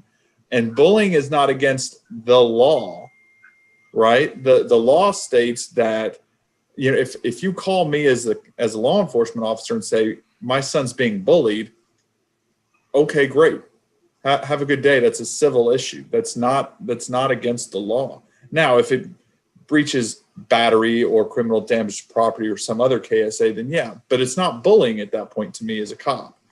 So I'm a kind of going back to what Myron was saying. I'm a big proponent of leaving that power imbalance, because that helps the schools address it as a bullying issue. And when you talk to parents a lot of times about the school to prison pipeline, this definition does not help us on that school to prison pipeline, because all of a sudden, okay, well, this is hitting, so it's bullying, but it's also battery. And so at what point with the 286 districts in our state, do we have some sort of uniformity as to when is it bullying and when is it something more? And I think that's going to be something that comes down from this a lot, is going to be the different ways schools are handling and reporting and collecting those data points. So just my 2 cents from a cop brain. Thank you, John. John, that's very true. Okay, now you've put in here, Pat, this is the working definition from stopbullying.gov. Yes. Okay, and the group will need to take a look at that and see if that does what we want it to do. Kent, do you want to talk about the types of data? Well, they're federal indicators, essentially. It's what the federal government requires us to collect, and not only do we list them, but we also define them based on what the federals expect from us. You know, I don't want to get into the weeds about John's comments, but there are other groups, notably juvenile justice groups, that are working on Senate Bill 367, which is the Juvenile Justice Reform Bill. And one of the issues is that prosecutors want to dictate more of a definition of what John was talking about to schools. So we'll want to keep our ear to the rail for that. And we may have to revisit this if any of that becomes statute in 367. But there are many prosecutors in the state who think that there's not enough actual policing going on in schools. And that's the issue they had with the MOU. And we're going to talk about that, John, at 1 o'clock with our Department of Corrections folks. So just keep your ear to the rail in terms of Senate Bill 367. But I agree with him and Myron too. What separates bullying from other behavior is that balance of empowerment. Do you want to talk about the KCTC now, Madam Chair?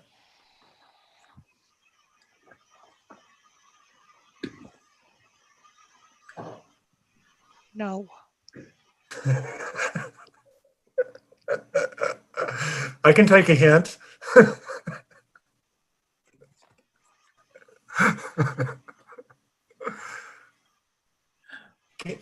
Okay, sorry, I was muted and I didn't know I'd muted myself. And then, of course, my computer makes noise. Okay, yes, go ahead, Kent.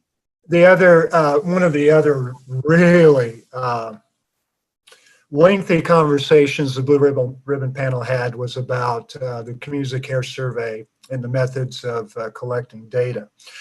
And so we had Gary and I think Lisa joined us in a couple of different committee meetings to discuss ways that we could improve the Kansas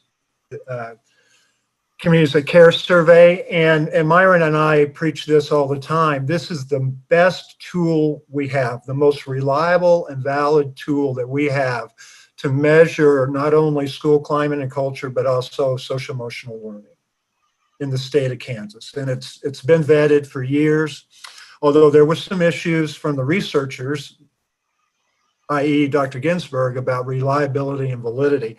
But I'm going to run down a list of the things that they addressed. And when I say they, KDADS and Greenbush addressed, and then I'll turn it over to Gary, and Gary can tell us a little bit more and maybe what I've left out. But here are some of the improvements that the KCTC has undertaken. Number one, they've reduced the number of questions. Yay! Administrators will love that. They adapted language for readability. In other words, they made it easier to understand the questions.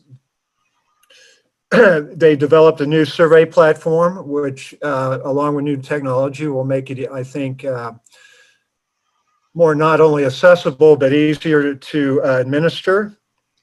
They added new technology to reduce the time that it takes to administer the test or the survey. All right. I mentioned they revised reliability and validity checks, and that's a whole psychometric thing that I don't know if we want to get into the weeds, but you know, Dr. Ginsburg was very concerned about that, as were other research scientists that were on the Blue Ribbon Panel. They developed protocols to support in-person and remote administration. And during this unprecedented time, we appreciated them doing that. Now, the window closes January 29th, but the hope is that reports will be back to schools in April. So, Gary, do you have anything to add to that? Yeah, I can add, you know, as I shared, I think with both Kent, and I think he passed it on to the two folks, that they worked very hard in trying not to remove any of they didn't remove any of the bullying questions, but they did make some changes in the wording. Instead of saying past year, they said past 12 months. And work to make sure that they don't mess with the validity of the years of data that they have collected. In a recent meeting that I had with them, we were going over what they had accomplished at this point. This was on November 24th. They said that they did have 254 districts that were going to be involved at that point. Now, I take it these are from my quick notes from the meeting, so it may not be exactly accurate. Included 118,713 students in both public and private schools. 25%, 60 districts had completed, 25% were remote, 75% were in school. They showed us examples of videos that they had within the tests that were both done in both Spanish and English to help with folks understanding that better. And that the survey was available in both languages also. So they've worked really hard to make some significant changes there. They've also were showing us how the skip logic that they have is allowing kids that when they answer a question, if they're doing, as they're doing it, it will lead them to other questions and eliminate other questions. I asked about at that point, did they have a idea of the length of time it was taking to take a test? They didn't have specifics on that at that point, but they thought that most of the time had been rated on a 1 period time frame for the test, and they were finding that most youth would be able to complete the survey in about 3/4 of a class period. So they were pretty excited about that. They were saying that so far the districts that had been involved were feeling pretty positive about the changes that had been made. Very cool. And I guess the last thing I'd like to say is thanks to the committee, Holly and all the other members who took time to work with us. I add one quick thing to that, and I can completely concur with everything that Kent and Gary have said in terms of the kudos to that group for really taking this on and taking the feedback from the task force very seriously. The one thing I think, from my understanding, and Gary, you probably know better than I, is going to be kind of an ongoing piece that came out of the task force recommendations was to look at those enumerated groups. We talked quite a bit in our task force about enumerated groups and being able to disaggregate around those groups that are disproportionately victimized. So we talked about everything from gender to race to ethnicity to sexual orientation and a number of things. And in my conversation, I think Kent was on this call as well, was that they were able to add a couple of things in there that didn't substantially change the data collection, and that while they couldn't do it all in this particular cycle, that would continue to be something that they would work towards. Is that how you understand that, Gary? That's exactly how I understand it, Myron. They're pretty pleased with what they were able to do in such a short period of time, especially with COVID and how they put this into the availability to do this remotely. And given the COVID situation, that's going to be a much bigger piece than what they had expected, and they did that very quickly. But they did add a few things to help identify those special populations, and they're working to continue to add that, add additional things to the survey that won't detract from the many years of data that they have. So I'm pretty pleased in my discussions with them as what they're doing and how they're changing that so that it doesn't we don't lose the validity of all of the data altogether. We're not doing a totally different survey that will not be relatable to the data that they have from the years past. Yeah, but and we appreciate the fact that they're going to continue to look at ethnicity. But if we really want a truly reliable, valid, and frankly credible tool, then we need to be sure that that becomes a reality. So sure. Let's keep after that. We will. Gary, there's a question in a chat that comes from Monica. She said, is there any discussion about moving the depression and suicide questions to being a standard part of the survey? Right now, they're optional. Question. Yeah, that's something I'm going to have to talk more with Greenbush about. I know we did have a discussion, and if I'm remembering correctly, each district had the ability to opt in or opt out of particular pieces of parts of those types of questions. So there may be some districts that felt like they didn't want to support asking necessarily the suicide questions, where others had no other issue with it. I don't think that there was a huge response in a negative respect to that. But I do think they did want to give districts that option to make sure that they were still willing to be involved in the survey. I can say this, when we talk to districts and schools, we really do encourage them to take those take the depression scale relative to the data that we've already collected on suicidal ideation is really important. And I don't get a lot of, Myra, do you get any pushback from districts for the most part, other than the fact that, well, that's just more time? I don't think we get a whole lot of pushback.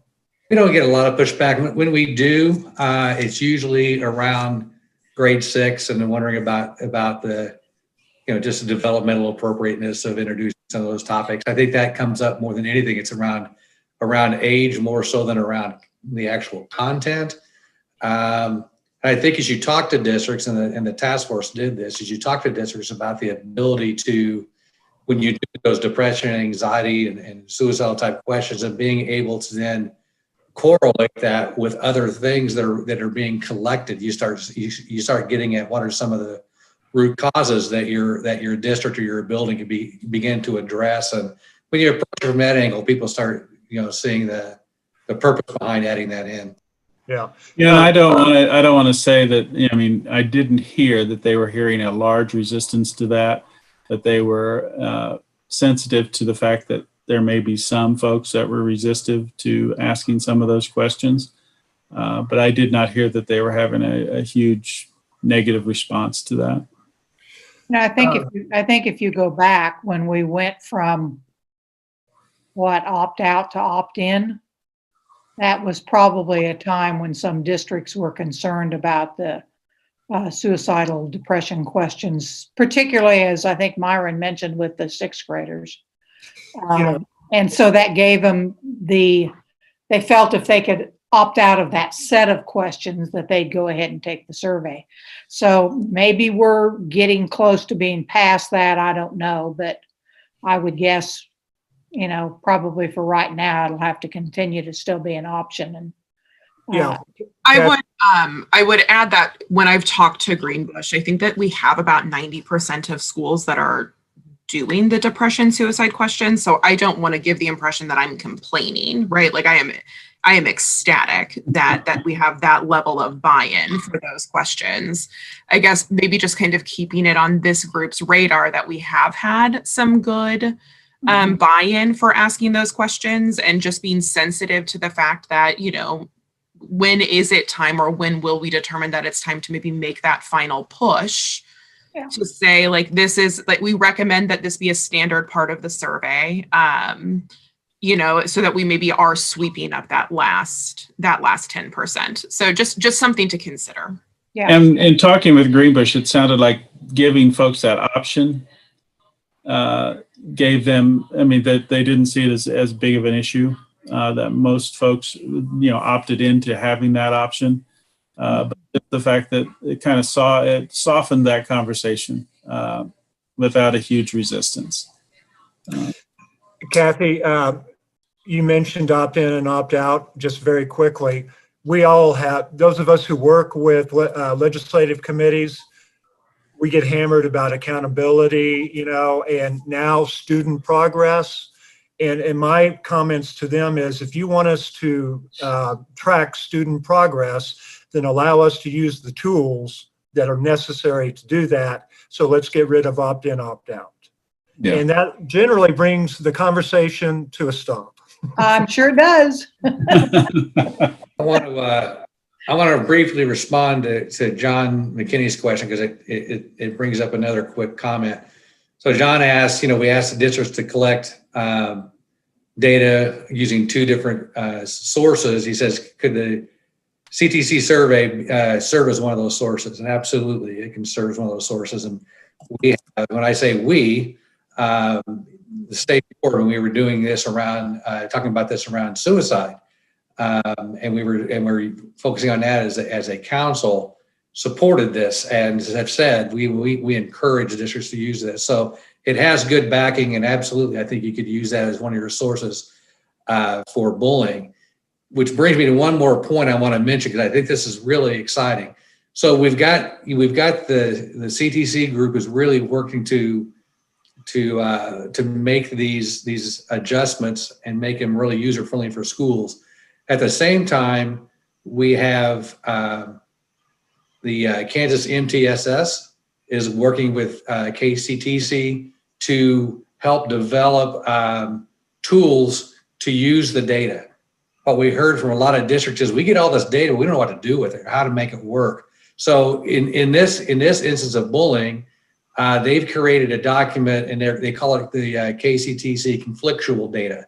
So it pulls those conflictual pieces out that have to do with bullying and with, school violence and all those different types of things that consider conflictual data, pulls it together into a one-page report that schools can then use to identify goals, strategies, what they want to do to intervene on this. So you've got the tools being improved, but you're also going to have additional tools that help schools in disaggregating that data, looking at where their strengths and weaknesses are in a real organized fashion. So the last time I talked to, I was talking to Christina Mann about it. The last time I talked with her, she said they had written everything and that those documents were being validated and going through the validity and reliability checks to make sure that it would work with the system. So that will be a huge benefit to districts when those tools are available.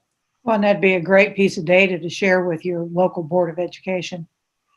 I want to, one question a little back up was from John McKinney.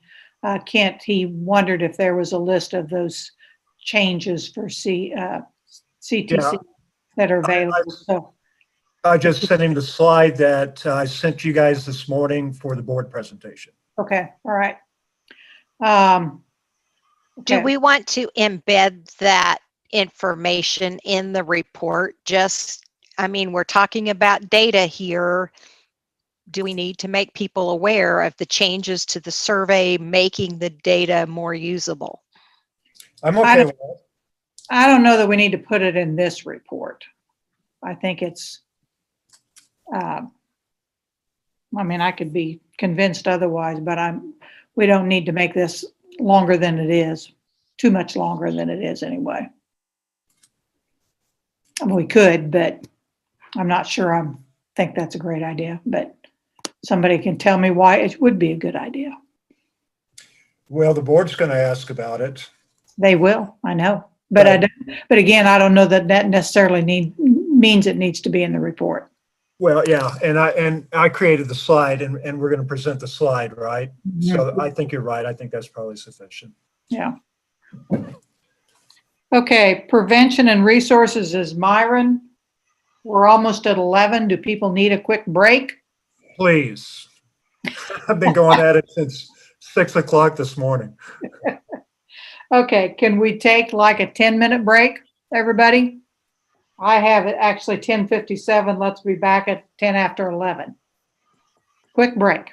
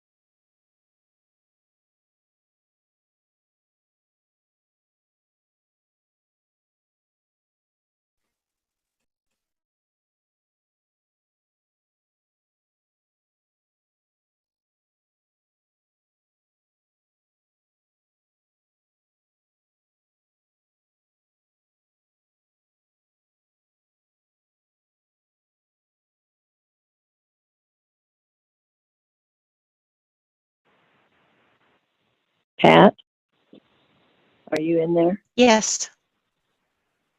Hi, this is Shirley.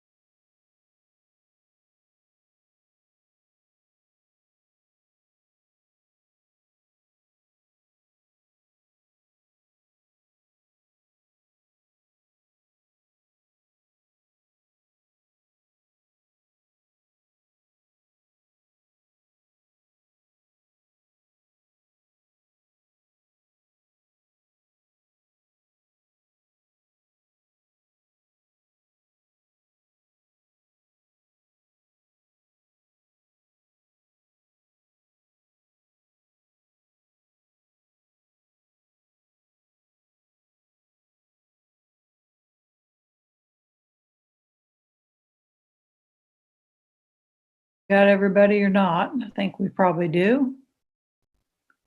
We're going to move to the prevention and resources page. Myron, that will be you. That'll be me.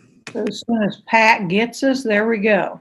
Pat's. And I think, I think, Kathy, we can run through this actually fairly quickly. I know we spent some well-spent time on some other areas that needed some discussion.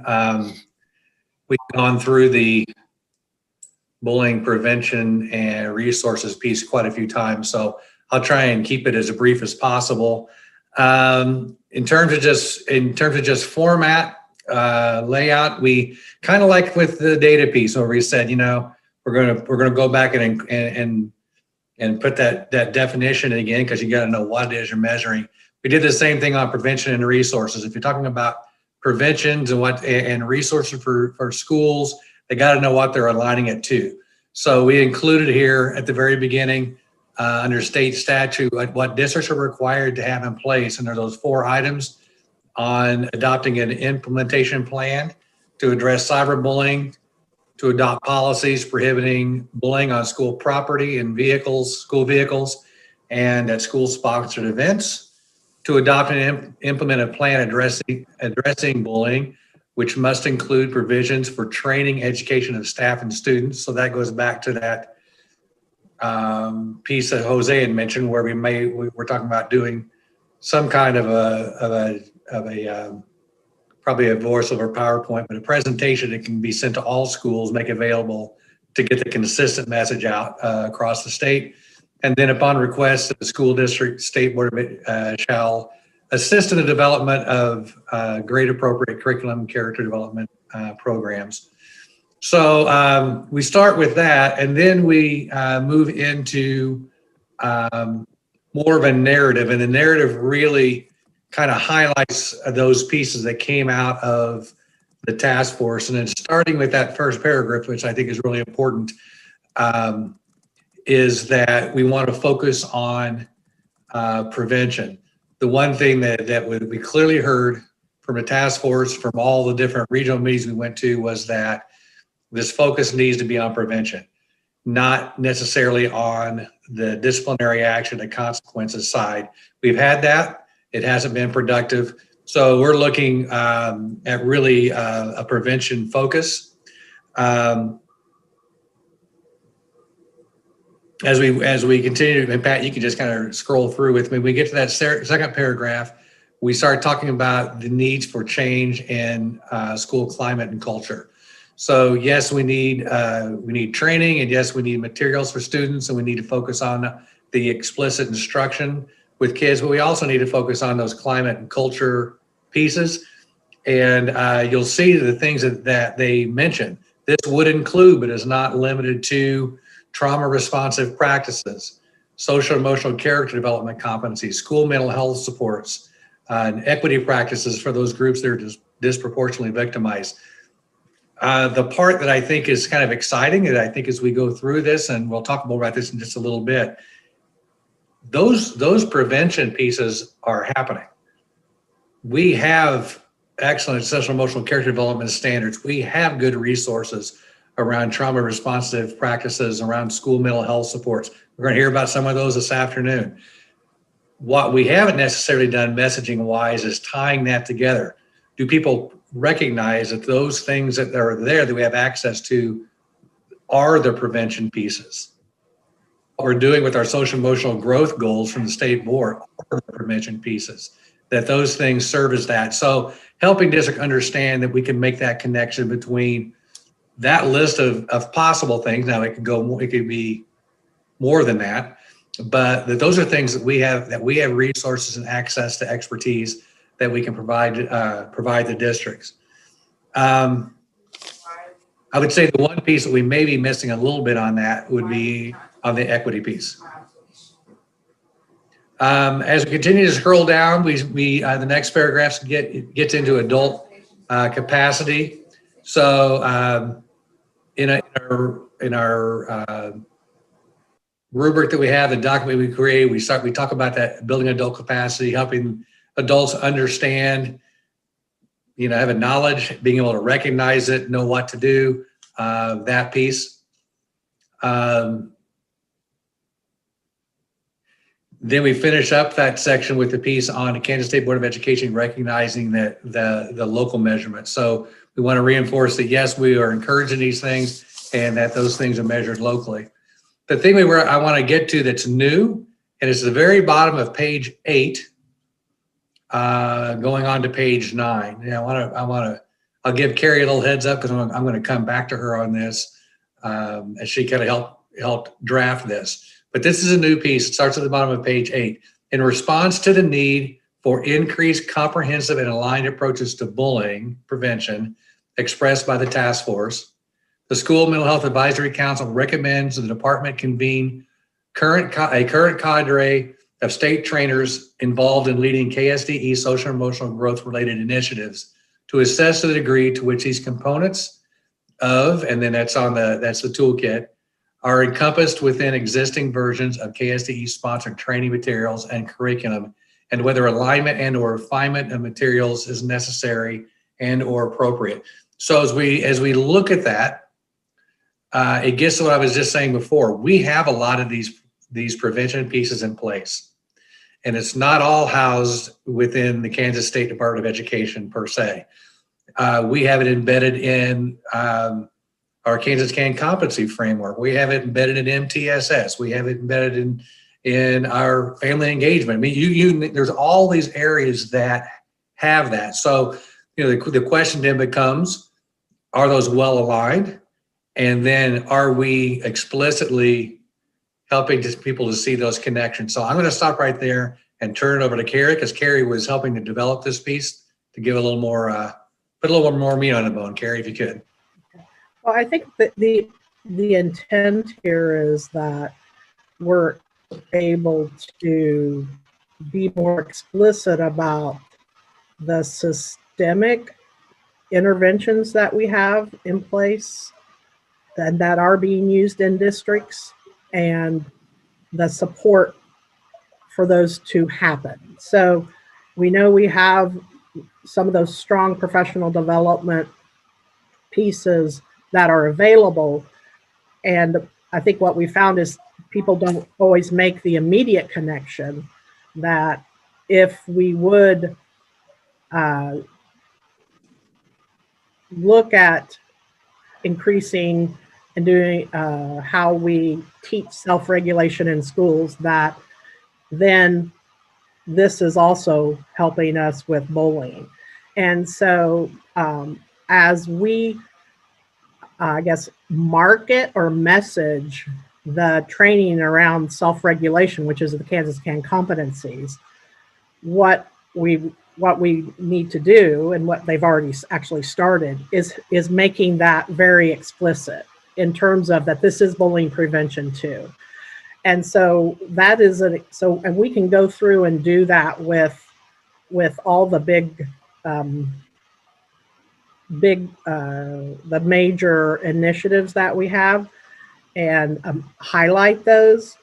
And then in a process, what will also happen is we'll also identify gaps of training areas that maybe that we're missing in regards to bullying prevention. And so then they can look at most of our curriculums that we have are trainers of trainers curriculum. And so that can then be refined as they go through that process on a regular basis. And they can incorporate that and strengthen the bullying prevention aspects in there, so that as teachers and parents and administrators are experiencing the training, they have it very it pointed out instead of having to make the connection themselves. So this was really, I see it as just a start of what we can do to be more intentional and making the systemic connections rather than it being an add-on or something different. Because in order for something to be sustained, it needs to be the practice that's sustainable. So as districts are doing their behavior intervention work and their positive behavior supports, we want to make sure that they also know that it addresses this. So we can. This I think is a huge step forward as we think about it. This messaging has always been difficult. You know, you put together it doesn't mean it's just about bullying anything. It's going to be bullying, or it could be social emotional learning, and whatever it happens to be. You know, the people across the state who know about it are those who happen to go to that conference session, or those who happen to, you know, show up at the meeting. And then other people across don't necessarily know that's happening because they're going to other meetings. They're going to their MTSS, you know, and alignment training. They're going to their Kansas CAN competency framework training, but they're not going to this specific one. So to embed this, and I think it's very doable to embed this across these different initiatives and projects that are taking place across the state makes a lot of sense, and I think it gets the message out there. So I'm going to stop there for a second because this is brand new to the document, and ask if there's any questions about this. I'm just going to add that the other piece was that this would be focused and guided by the prevention plan and resources toolkit that is in this document. And that would be the elements that are contained within there would serve as the outline, if you will, of what the topics of discussion would be. And then that will give that, that'll increase understanding of what that is, as well as, I'm hoping, make sure that it gets used. Yeah, it'll all and help disseminate. It'll all align to those first four things that we did at the beginning of this section, which are the things that that districts and schools are required to do. The toolkit is based around those four things, and then this will be based around those four things as well. So, okay, We've got a few things in the chat. Sherry asked, do we want to add parents to number 3? And that's up at the top. And those are those 4 things where the anti-bullying statute was amended. And number 3 says adopt and implement a plan to address bullying, which must include provisions for training and education of staff and students. I would assume this was adopted by the legislature. I think our intent is certainly to include parents, but I don't know. Myron, can we add that in there or? This is taken, I think, directly out of Out of statute? I think. Yeah, out of the amended statute of 2008. So I don't know if we have I don't know if we have the leeway to amend that ourselves or not. What you could do though is then put this in quotes that we're quoting the statute, and then make the first sentence say that parents and guardians of students should also be included in this. Well, can we do something right at bullet 3, maybe in parentheses or something, put something there that we'd like to include the parents as being involved for the training and education? I think as long as we say that, you know, so if you get to that point, you know, adopt a plan, you put in parentheses, you know, who's making that recommendation? This isn't from this isn't the statute. School Mental Health Advisory Council would recommend that families be involved. You know, I mean, something of that. Okay, you might. As long as we make it clear that we're adding that in, that we're adding that recommendation, not that it's coming from legislative. Right. You might italicize it or something, make the font even a little different. Yeah. Okay, and then let's see, Kathy Ko said, to me, this alignment is the most important. And that's kind of why we put that all in there, agree. Then Holly asked, she wondered about adding a statement about the importance of collecting data and utilizing data is important in the area of prevention.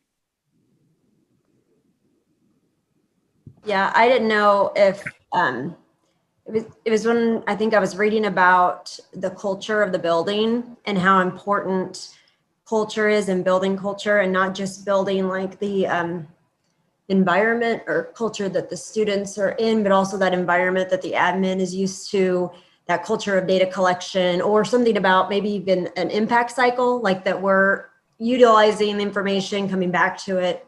I just thought maybe something tying that in somewhere around culture. Well, we say it overkill. That might be overkill because we already have a section on data. Well, there is a sentence, it's the second paragraph in the last sentence. It says, simply focusing on disciplinary procedures to bullying has proven ineffective. Oh, it's the next sentence. It is the beliefs of the task force and the advisory council that systemic change in school culture and climate is needed in order to truly prevent bullying incidents from occurring. I don't know, maybe we can include something about the importance of basing decisions based on data or something. Because that certainly, you know, that's got to be a part of it. Yeah, and I don't know if it's just that the culture, you know, and we know what we're talking about when we say culture, you know, we mean all those things, but I don't know if everybody knows what we mean when we say culture. So that was kind of just a thought, but no worries either way. Okay. Anything else on this portion? And then I'm going to have Myron go into the next couple spots. And Myron, why don't you go into bullying and diverse populations? Yeah, so this is another slight change. This isn't new. There's an area on bullying and diverse populations.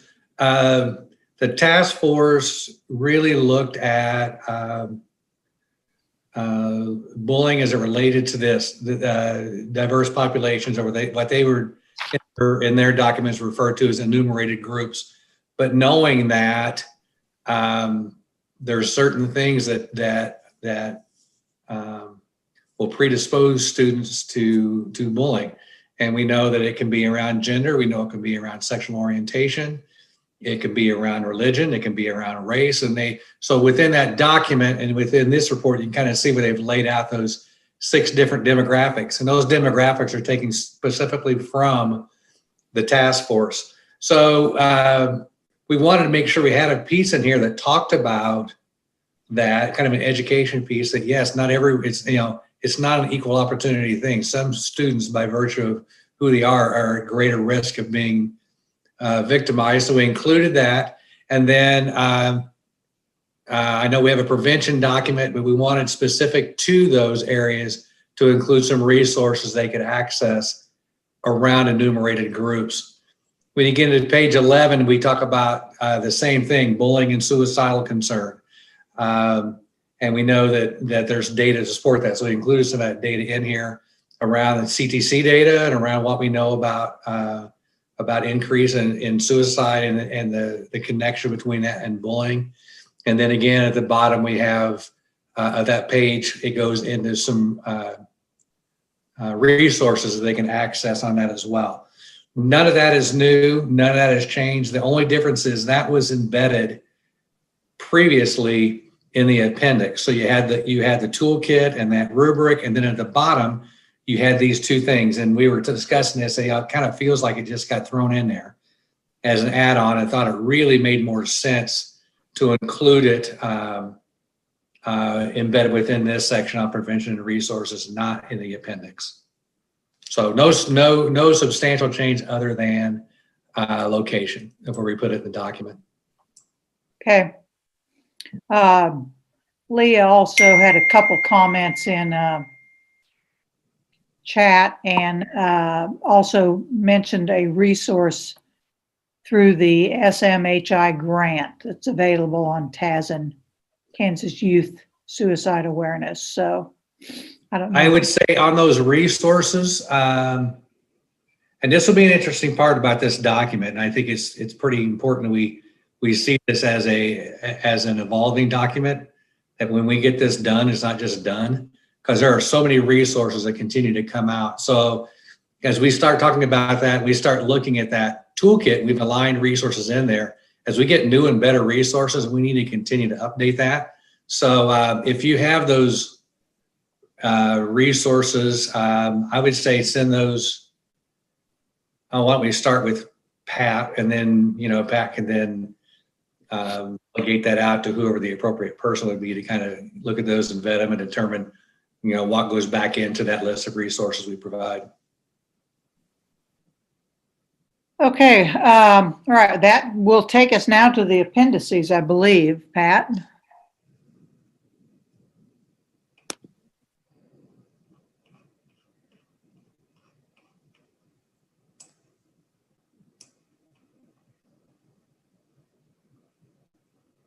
Okay, Appendix A, and I referenced this earlier. This is, Pat created this one-pager. I think actually it was probably a front and back, but still on one page, that basically summarized the bullying task force recommendations.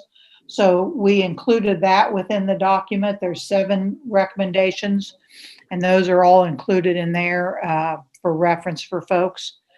And then if we go to Appendix B, I'm going to turn this one back over to you, Myron. Sure. Appendix B haven't been substantial changes, but what we have made, I think, were significant. We needed to tile it better. I mean, when you first pulled up, people didn't realize, and I think Carrie pointed this out, that are we required to do this? Is it something we turn into somebody? What's the purpose? So we wanted to make sure that they knew this was a resources toolkit. It was for them to utilize as they saw needed. You notice when you get to the part where it says, we start into the rubric, we added that part where it says developing a plan to address bullying. So they know the purpose of the document was for them to use in developing their own plan. We broke it out. I think it's been broken out. Pat did this piece on breaking this out by sections a little better. So the area where it says developing a plan to address bullying is larger and more highlighted, so they know what that section is. Everything else remained the same. On the right where you see suggested resources, that's where I was responding to Leah's question. If these aren't all in stone, these are the ones we came up with now, but I think we continue to add and keep current. And as you scroll on through, you can go ahead and see the second part of the second part of the plan is that second bullet where it talks about building adult capacity, climate change, school culture.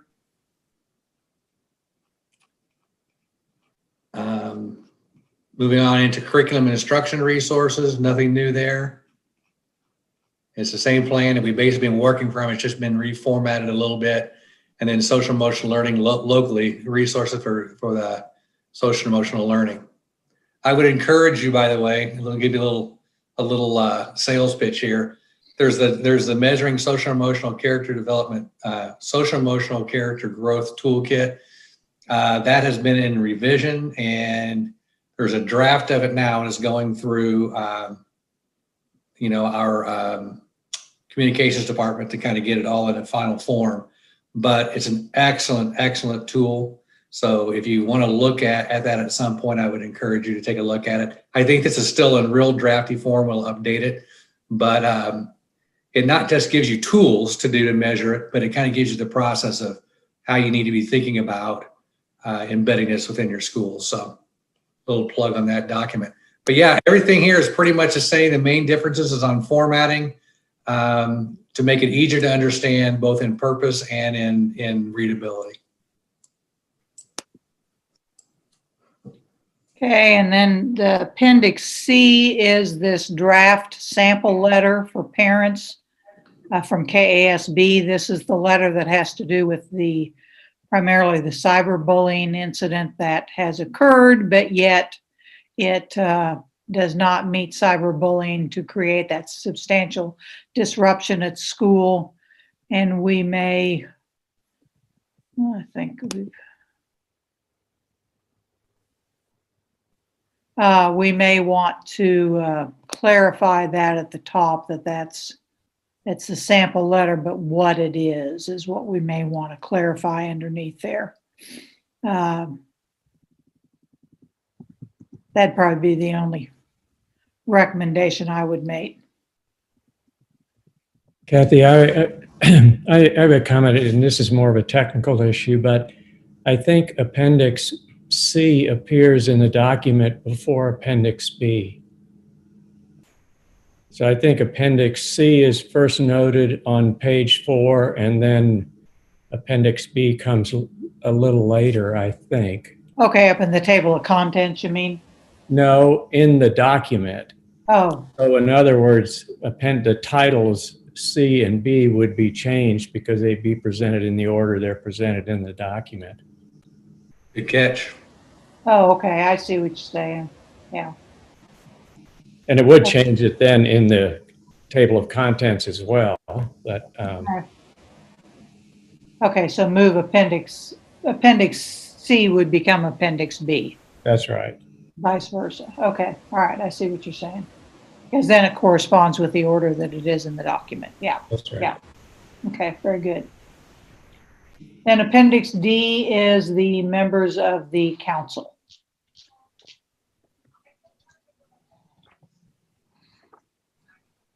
Okay, final comments. Let's see. It looks like we've got a few.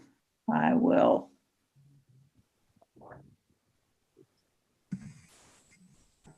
The toolkit needs a citation so it can be a standalone document. Okay.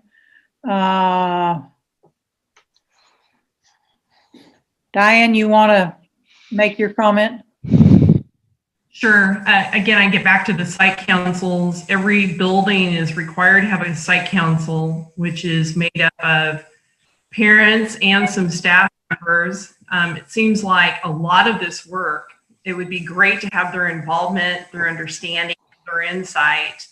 And so maybe I was suggesting on Appendix B that under that first column that we put something in there, some sort of language that sort of reminds school districts and buildings that the site council is a communication resource. Yeah, it's a group that's there and everybody's supposed to have and supposed to be using, and this would be a good thing. Sometimes if you're a building person, you're looking for something for those folks to do. And this would be a good thing to involve them in. So that's a point well taken. Kathy, one more quick comment, and it came out of our committee on the prevention and resources. That toolkit was really kind of modeled after some of the stuff that we put in the suicide prevention response post-victim toolkit. And when we did that, we made those rubrics like that fillable forms, so districts could download those, copies of those, and do fillable forms. There's a whole tech side to that I don't understand, but do we think it would be beneficial to have that in a fillable format as well as just the hard copy?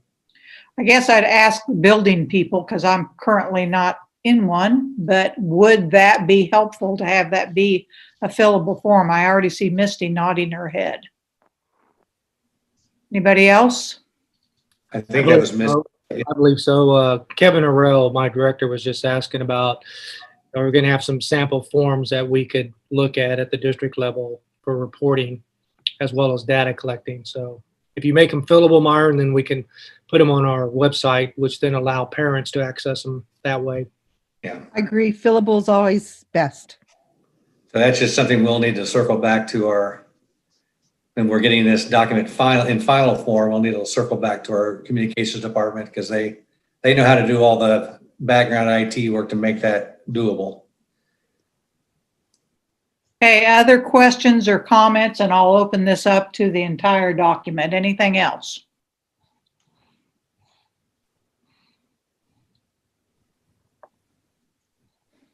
I think I got B and C turned around, so I need to update the table of contents to reflect that, but. Okay.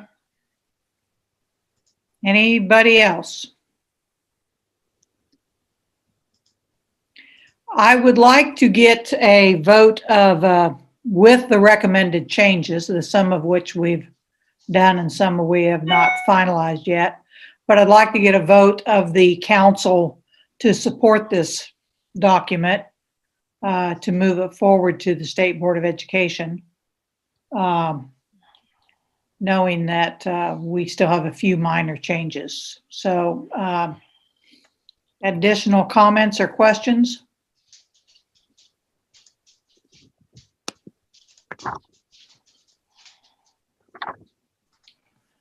Let's see if I can change. There we go. Okay, now I've got that on gallery view. Okay, anybody additional?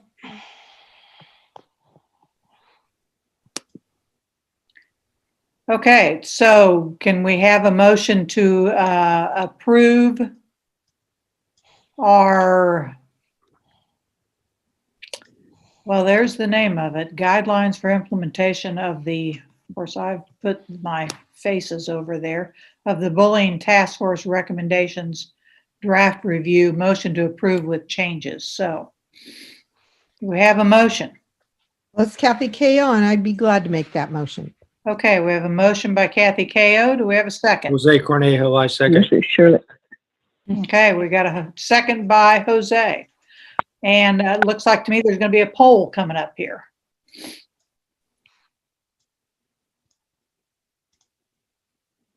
Okay, there is the poll. So if you take a vote on that, please.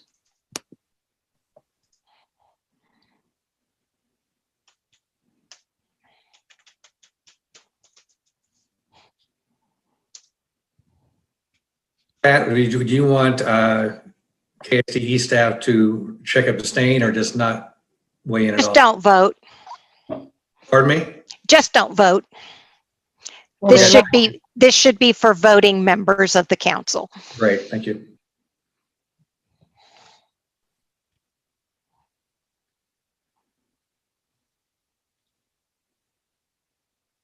And it looks like everyone has voted, so I'll go ahead and close the poll and share the results. Okay, very good. Very good. Well, I would like to thank everybody who's worked on this. I think Myron said it, this is a working document. We will be coming back to this. We will take this to the board once we've made these revisions. We are scheduled to go next week. So we will take this to the board. We will not go through this in this much detail with the board. We felt it important to go through it very thoroughly with you as a group, as you're the ones that have been working on it. We will go through this more as a policy implications with the board. It's a receive item, and then it'll come back to them in January for approval. I would assume at some point in time, this will go to some legislative committees also. Myron and Kent would probably know that better than I, but I'm pretty sure that'll probably happen. So that will kind of be next steps, and then we will be getting this out for implementation. The goal is that this will be implemented by the 21-22 school year. It's hard to believe I'm already saying 21-22 school year, isn't it? It's 2020 has been such a blur. So that's kind of where we'll go from here. So we're not done with this. We're kind of through the first rendition, and there will be more work to come, I'm quite certain. Any other final comments before we move to the next agenda item, which we are running more than a little behind? Anybody else?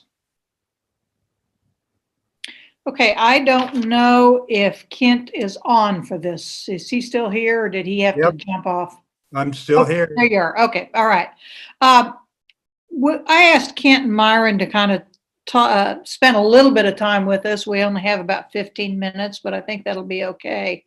The navigating change document, which was the 1,100-page document that was put out to school districts as far as how do you go about working on remote and hybrid learning in this unusual year we're experiencing.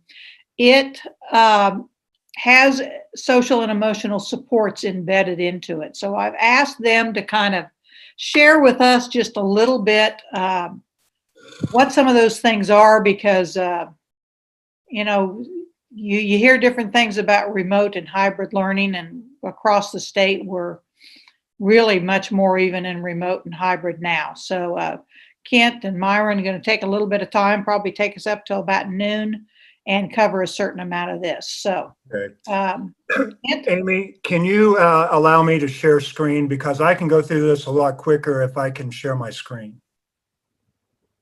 Very good. I'll pull this up. And I think as we go through this, there's going to be several of you service providers who'll find that these resources are pretty aligned. They're aligned with what you're doing in your workplace. If I can find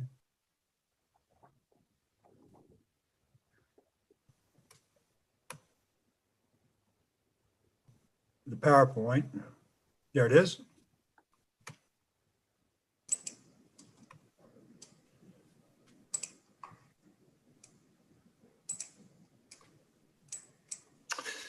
Okay.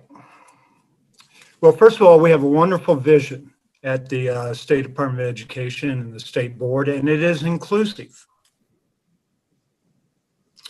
Social emotional growth is a State Board goal, and it is part of our redesign, which is our school improvement process. Although they call it student success skills, it's still the same thing, and it's full speed ahead until this happened. And all of a sudden, we all became first responders. We did have a foundation, though, even before the pandemic, and that was our social emotional character development standards and our school counseling standards. But let's talk about SECD first. Very quickly, there are 3 standards: character development, personal development, social skill development. And the way that we organize our standards, then we have benchmarks. Under character development, we have core principles and responsible decision-making and problem solving. Now, let me talk a little bit about the term character development. When we talk about character, there are 2 kinds. There's moral character, which is do the right thing because it's the right thing to do. And then there's performance character. And that became very important when we created these during No Child Left Behind, relative to student achievement and state assessments. So moral and performance. Okay. Also in the core principles, This is where the local option piece comes into play, because the first thing that we tell districts and schools is you identify those characteristics that are most important for your building or your district to teach. So it's very much local option. This was our response to the most critical crisis that Kansas education has ever had to endure. And it's navigating the change document. And we did it in remarkable time. Over 1,000 Kansans came together to help put this together. Here's where it is on the website. If you go to ksd.org and go to the alphabetical listing at the top, go to N for navigating the change.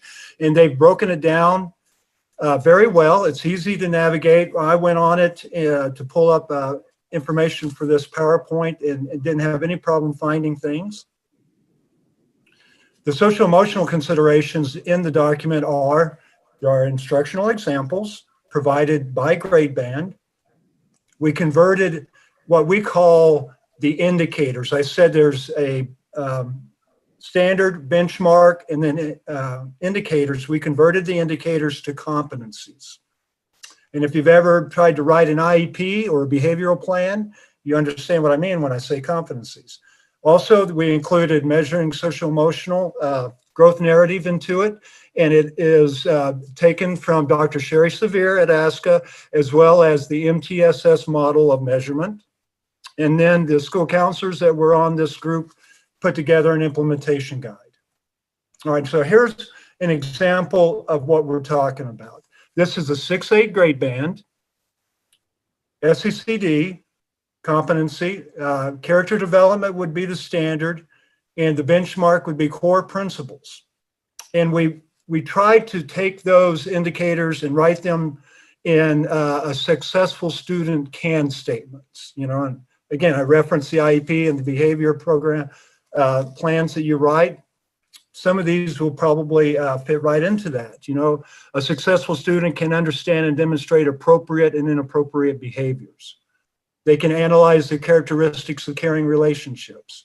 Okay, now under responsible decision-making and problem solving, they can manage safe and unsafe situations. And those of you who are familiar with Aaron's Law, or even the Flat Act, you'll understand how that ties in.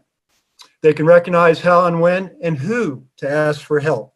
So again, 6-8, character development, core principles, responsible decision-making and problem solving. All right, to take it a step further, this is the personal development set of competencies: self-awareness, self-management, social awareness. And I really don't want to take time to go through all of these, but we'll provide this PowerPoint for you, and you can see the mastery of competency that we've written into the document. All right, the narrative on measuring social emotional, we wanted to make sure there was common language. And so I've highlighted what has become our mantra, and that is SECD, which is the standards, the foundational framework, plus SEL, which would be the student learning, the competencies that they demonstrate. Those two together equals the growth or the measurement and evaluation. Some of the things that are covered in this document: play-based learning, differentiated learning. Here's a sample lesson plan, brief but spectacular interviews. And I highlighted, we also offer up who you can collaborate with if you're in a classroom. You know, what other content areas you can collaborate with. And then the counselors put together an implementation guide based on school counseling considerations, but those are social emotional as well. It's in Appendix F. It's a tiered approach. And for some of you, specialized interventions, if you deal with juvenile justice, if you deal with students with disabilities, et cetera, we tried to address that in the tiered approach. Here's what a counseling pyramid of intervention would look like. And you can adapt that to classroom. It just takes some explanation. Now, from pages 1,119 to 1,137, these are the topics that you'll find in navigating the change. First of all, there was a concern about transition for students. And so that was addressed. Explicit instruction for SEL, and explicit instruction has been mentioned a couple of times in this meeting today. Equity, suicidal ideation. Most people don't understand that employability skills are also social emotional skills. And so the career domain overlaps the social emotional domain. So we included the IPS, resiliency, bullying prevention, great resources for that. Co-teaching, flipped and blended learning, study skills, and work-based learning. This is an example of a Padlet that we put together when we do our SECD roadshows. When we go out to the service centers and invite folks to come in for the professional development, this particular Padlet includes the PowerPoints that we use, discussion about and documents for SECD assessments, trauma resources, SECD academic integration, and then structures and expectations within a SEL curriculum. And Jody Grover and Oli McDonald put these together, and they'd be more than happy to share. We've also referenced the Kansas CAN competencies, and we've been talking about competencies for a long time, since Amy and Patty began their work. The coolest thing I think about Amy and Patty's work is that they have included a cognitive domain. Now, interpersonal would be within self. Interpersonal would be between people, what we call the social in our SECD standards, but they address the cognitive, critical thinking, time management, organization, etc. So I really think that they raised the bar when they created the wheel, and we started looking at the Kansas CAN competencies. Also, don't forget, long before SECD, the school counseling standards addressed social emotional. At one time it was called personal social, now it's called social emotional. We have revised both sets of standards since the original adoption. And what we try to do during both revisions is bring those documents into a greater alignment. And I think we've done that. What we haven't done with the counseling standards is change the indicators to competencies. That'll be a task for the future, maybe for a future consultant. All right, here are the standards in the counseling standards. It's very similar to SECD. All right. Now, can we lead the world in the success of each student? Yes, we can. And in terms of social emotional, I think we are at the cusp of leading the nation, at least, if not the world. But the way to do it is not only redesign, but also intentional design, because social emotional character development needs to be embedded in the classroom. It is embedded in lessons by the counselor, but it also needs to be embedded in the classroom. Here are some resources, links to the Navigating the Change, SECD, School Counselors Association. TASN has wonderful resources. And I often call those folks to have them give me direction and advice. The School Mental Health Team Initiative, that's also included. And there's my contact information. Kathy, back to you. Okay, great. Thank you, Kent. There was a group of us talking not too long ago about what's going on these days with having to move in and out between remote and hybrid and in-person learning. And one of the things we talked about was the Navigating Change and the document.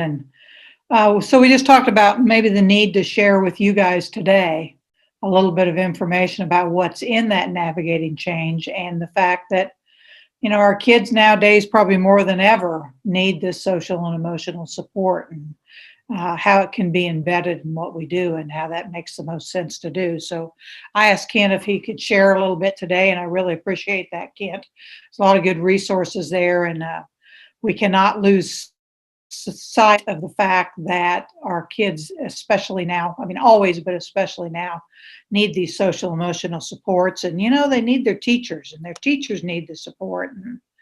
And so really appreciate that, and get that information. And I know Pat can send that PowerPoint out to everybody, because hopefully folks can use that. So thank you, Kent. I know, Kathy, I know we're running a little behind, so I won't take much time, but I really want to give kudos to Kent on that document.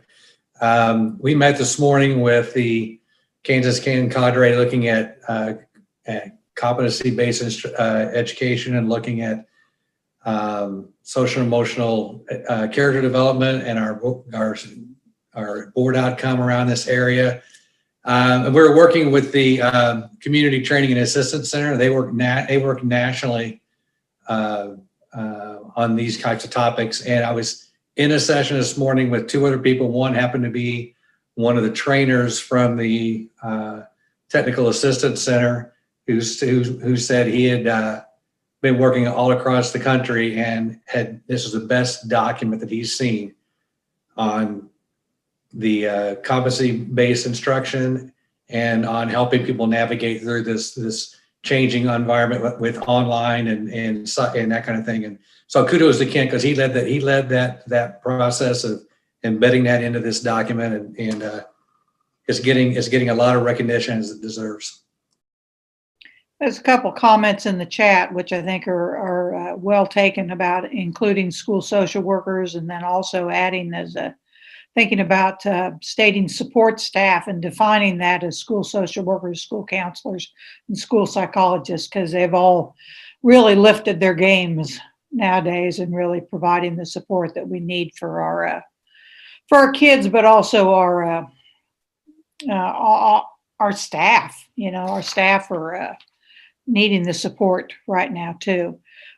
We do have on the agenda that we're going to have a presentation from Jane and Leah, and Jane sent me a private message and said, because of time, we'll either put theirs after lunch or we'll do it in the February meeting, because they've got some good things to share with us as far as our parents and our caregivers. So we want to not lose sight of that either. But I think at this point, it's pretty much noon, and we're going to break for a lunch break, and we'll be back at 12:45. So thank you, and we'll be back on here in a little bit.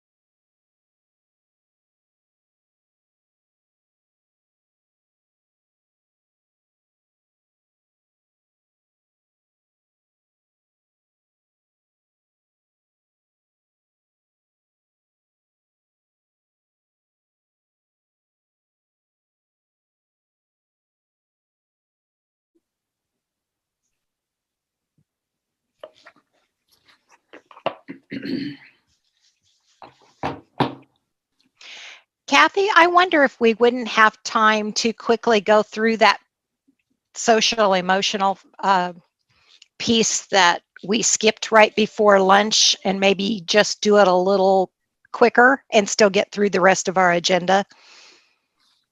Oh, you mean Jane and Leah's piece? Yes. Yeah, sure, that'd be fine. Are they on? I believe Leah? so. I heard my name. Quit talking about us, right, Jane? They're talking about us. That's right, Leah. So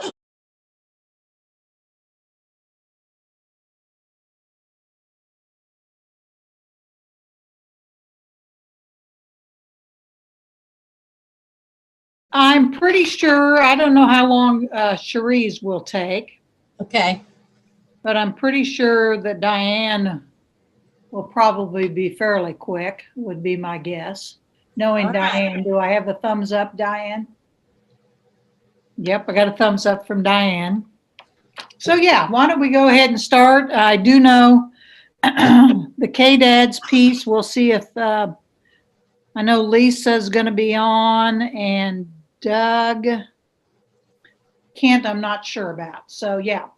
Okay, well, welcome back, everybody. I'm not sure, looks like most of us are back. So welcome back. I hope you had a nice little quick lunch break, and I got to stand in front of the fire in the other room, so that was nice. I enjoyed that. So we'll get started, and we had this morning, we had Jane and Leah going to present on trauma, toxic stress, and caregiver well-being, and go over some resources with us. So ladies, I don't know who's going to start, but I'm going to turn it over to you guys. Okay, I will. Thanks, Kathy. Yeah, we just didn't want to crowd you guys too much this morning, so just wanted to offer. Families Together and the Kansas Parent Information Resource Center, KPERC, are both collaborators and partners with TASN and the School Mental Health Initiative. So what we wanted to talk about today, which is from the state personnel development grant, we call SPDIG. It's a real nice acronym, SPDIG. But anyway, so you've heard so many good things going on about the School Mental Health Initiative. And one part of the initiative is this family component. And so we wanted to talk to you a little bit about today about how Families Together and KPERC has collaborated with the School Mental Health Initiative and what we are currently doing. Next slide, Pat. Thank you. Our collaboration with the School Mental Health Initiative down there at the bottom, you'll see their website, is it took a couple years to form the Toxic Trauma Caregiver Well-Being Toolkit, which is practices for fostering resilience in children, youth, and caregivers, okay? So that it took a while to get that developed, over a couple years to really get it hammered out. We were going in one direction, turned another direction. You know how it is, collaboration's that way.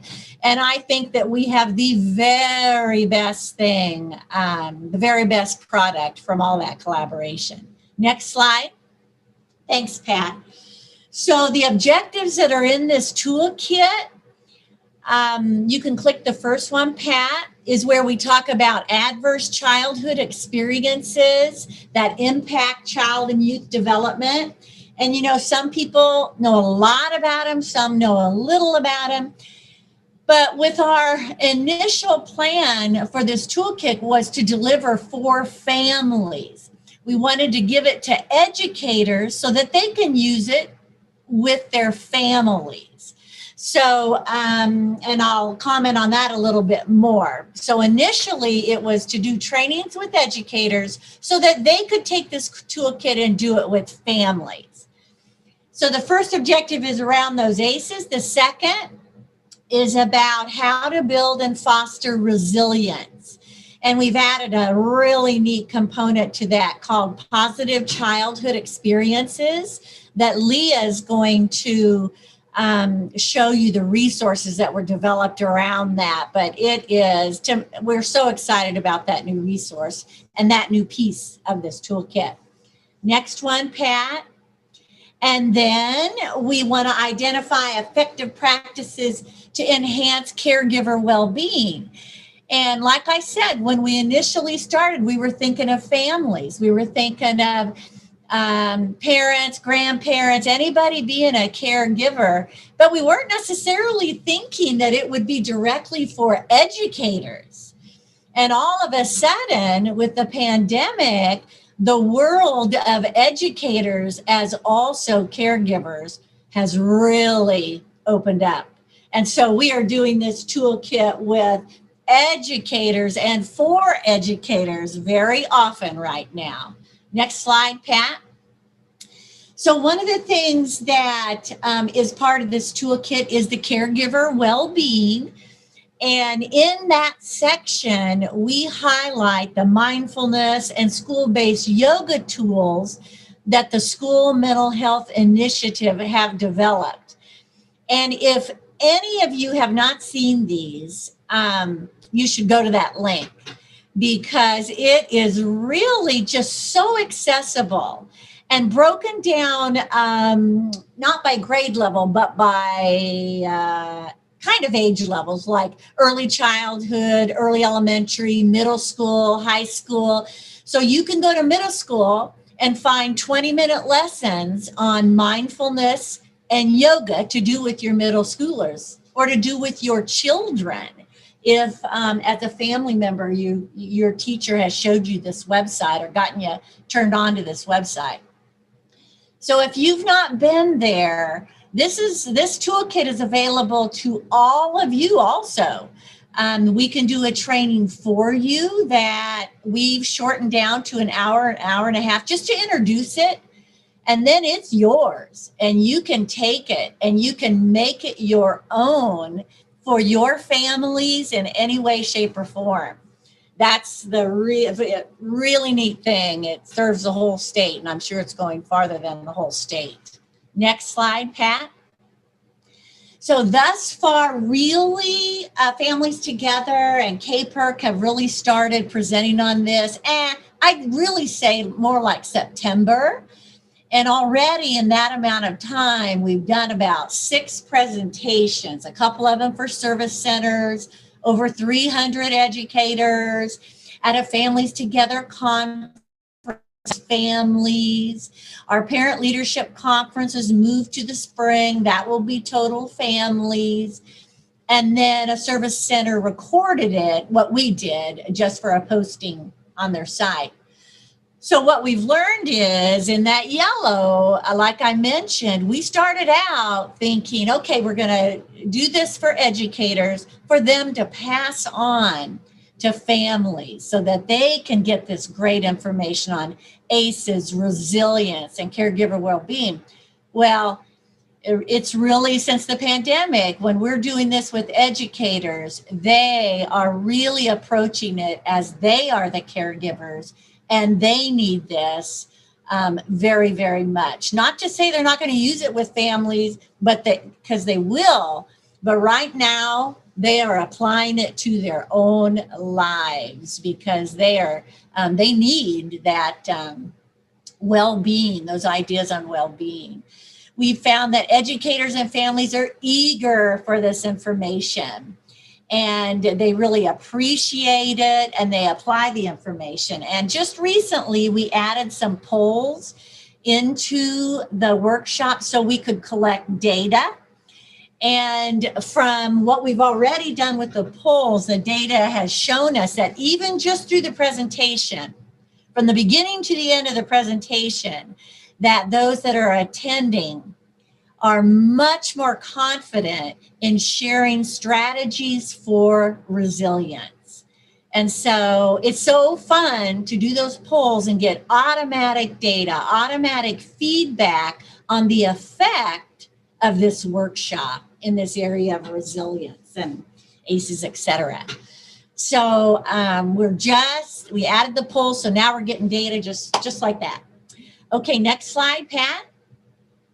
And so really on this slide, if you just look at that first link, if you got the first link, you'll get to everything else. But there's a facilitation guide that is step by step by step through how to do this workshop, with introduction letters to advertising for the workshop, you know, every step, and then their slide deck. For most of you, you will really look a lot through the slide deck and through the notes and pick and choose from that. That is what Families Together and KPERC has had to do, because it can be designed to be a 4-hour workshop. And right now we're just not getting offered that. You know, we're getting an hour and a half and an hour. And so we've really made it work. We've trimmed it down. We've gotten the important pieces and deliver this message on trauma, toxic stress, and caregiver well-being. So we can do it for any of you and for any of your organizations, just to hear it in a introductory short presentation so you get the feel of it, and then you can take it for your families, for your staff, for the adults in your life to offer the training. So it's not just educators and those in schools, but each of you in your line of work. This is available to you, and we are happy to do this introductory for you. Next slide, Pat.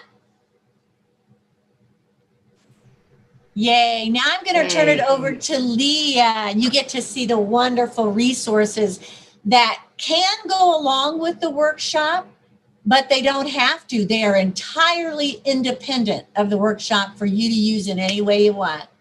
Go at it, Leah. All right, thanks, Pat. Can you go to the next slide, please?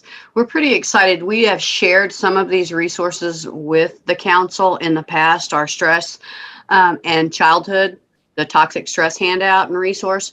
But so you have, probably most of you have seen this. The new piece to this is that it has been translated into Spanish, so we're excited about that. If you go to the TASN, woo, it's that time of day already. The SMHI page, you can also access all of these resources as well, and they're available on Families Together's School Mental Health Initiative webpage. But so this was one we created back last year, and go ahead, Pat. Because these are topics that we as a council have talked about and are addressed in this training and have had major impacts on a lot of our students. So then the ACEs, the ACEs, as we did the ACEs and we did the training, something just didn't feel right, because we were talking to families about all these negative things that happened. And in some situations, you know, you're hearing, oh, I'm a bad parent, or those type of reflections. So recently we were brought, and I don't remember, Jane, who brought it to our attention, the positive childhood experiences. Go ahead, Pat. So we're pretty excited about these new resources, because so many of our kids have been through some different traumas or toxic stress or some form of ACEs. And these tools, we have two versions. One is, this is the elementary, middle schoolish age. The next one, Pat, is for our adolescents. These tools not only explain what positive childhood experiences are, but also provide families age-appropriate ways that they can support and build those positive childhood experiences that will help offset those negative and the trauma that has happened for the youth or the young person.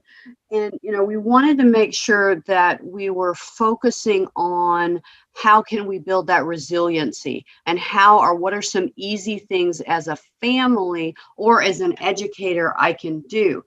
And, you know, as I was kind of looking through the materials for, excuse me, for this session, for this meeting, And I glanced at the KDAD's report on foster care, and as I'm looking at the last page, and sorry, I'm not trying to steal everybody's thunder, but it talks about the risk factors, and it also talks about some of those protective factors that make some of our foster kids and our other kids more successful. And that's what this resource provides, is some of those strategies that we can do every day. Jane, you have anything else? Because I know we're like trying to get through this really quickly. No, I would just say, since we've talked about the KCTC survey and that kind of thing this morning, this was built with the MTSS social emotional team, that group that has been working also with the KCTC survey. And the really exciting thing about it is that the MTSS folks that worked with KCTC have statements in the survey that kind of align with these positive childhood experiences. So some of the data that will come back from KCTC can inform schools about how they can let families know about these PCEs, positive childhood experiences, what they can do.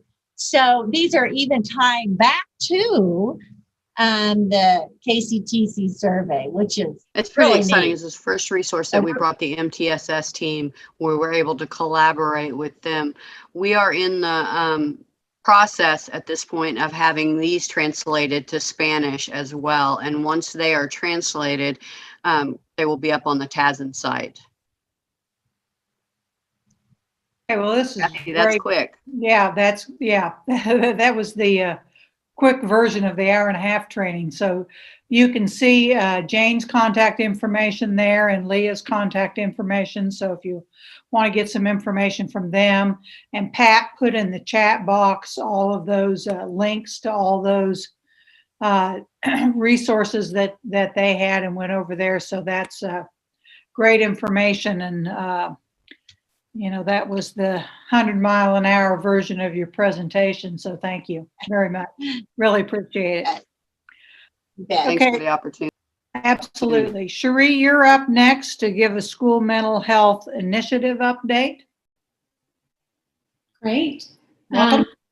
And then, yeah, good afternoon, everybody. I was excited to be able to provide an update. And of course, right as I was coming downstairs from my lunch break, I managed to spill a little coffee on myself and thought, oh, that's lovely. But still ready to chat it up with you guys. Pat, would it be easier if I shared my screen, or are you good navigating this thing? Amy's actually navigating, so she's got it under control. Okay. I'm actually going to let her share her screen. Okay. Okay. I was going to say, sometimes it is easier. That way she can go at her pace, and when she gets to her video, she can share it. That's a good idea. Yep. All right. So I'll let you take control. All right. Hard to give up sometimes, right? Okay.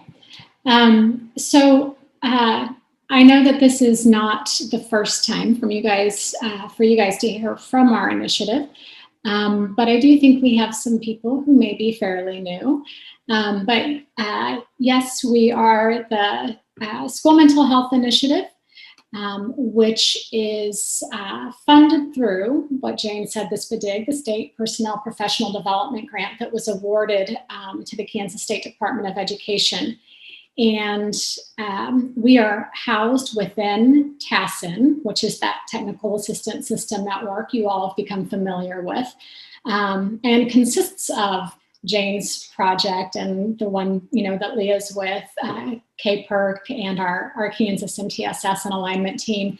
And all of us collaborate together to be sure that we are really aligning our efforts to support our school communities. And I use school community intentionally because we realize that that's not just our schools, but our community partnerships and obviously our families, of which a lot of times make up all of those systems as well.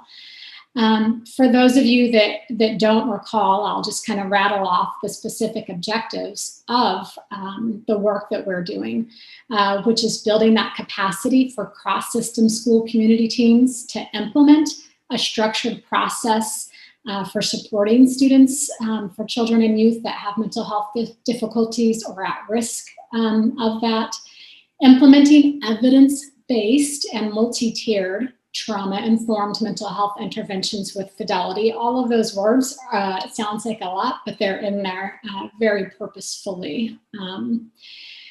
Data-based decision-making for continuous improvement, and ensuring that as we move forward, the resources that are developed are accessible not just to the teams that we're primarily supporting, but to all school communities across Kansas, which is why I'm so excited that we do have these other partnerships. We do see, Families Together and KPERC and our MTSS team, all of us sharing these resources, getting them out there.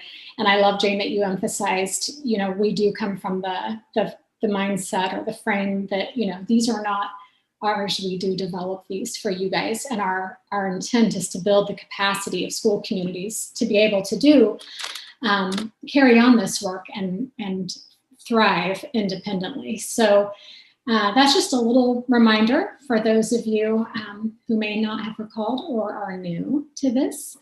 I'm going to quickly tell you about the teams that we're supporting this year. We've taken on, some additional teams, but I guess really this is kind of the agenda here. I'm going to tell you a little bit about our teams, and most recently, the Trauma Responsive Support Planning Workshop that we hosted, which is a brief look at that traditional functional behavior assessment process and the work that we've been doing to make sure that trauma responsive elements are incorporated within that process, because as new science has come out, we've realized that we need to be sure that we're accounting for that.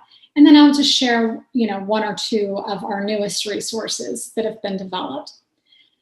When we work with our teams, we really emphasize the importance of a process for doing this work. So it's not just like we put together a resource and say, here you go. There needs to be some things in place in order for it to be sustainable.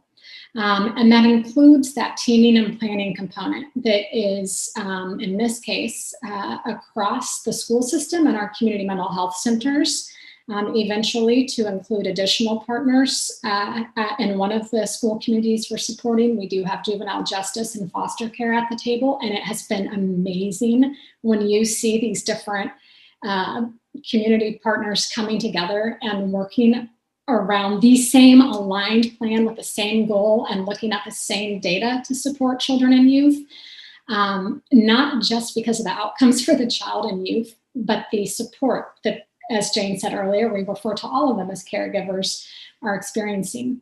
Data-based decision-making, that training, coaching, and implementation piece, we all know, you can go to a training or a sit and you get lots of great information, but when you don't have that ongoing support and coaching, it makes actually putting that into practice harder. So that's a real key component.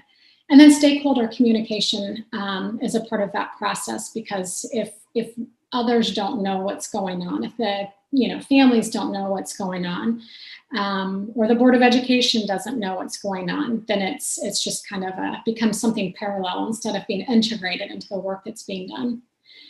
On the right side of the screen over here, you see what we've kind of narrowed down as our focus. I like to kind of describe these as the tangible outcomes and around which specific resources have been developed to support.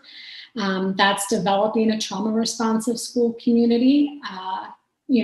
Anymore, you can go into any school community and most people have read about the impact of adverse childhood experiences, but a lot of people are still asking, but what does that look like in practice? And so that's where we're helping them to actually take, this new knowledge and apply it. Trauma responsive support plans is what I'm going to share a little bit with you about today. The referral protocol. So a referral protocol, meaning that there is a shared understanding across the district and community agencies around how a child or a youth gets services when they need it. But of course, for us, you'll see too, we don't like to just stop there. We'll tell you access in and of itself is not an intervention. But I'll stop myself there because I could go on forever about that one. And then a transition and reintegration planning. You guys are all familiar with the story of, one day a child or a youth is, admitted to a psychiatric residential treatment facility.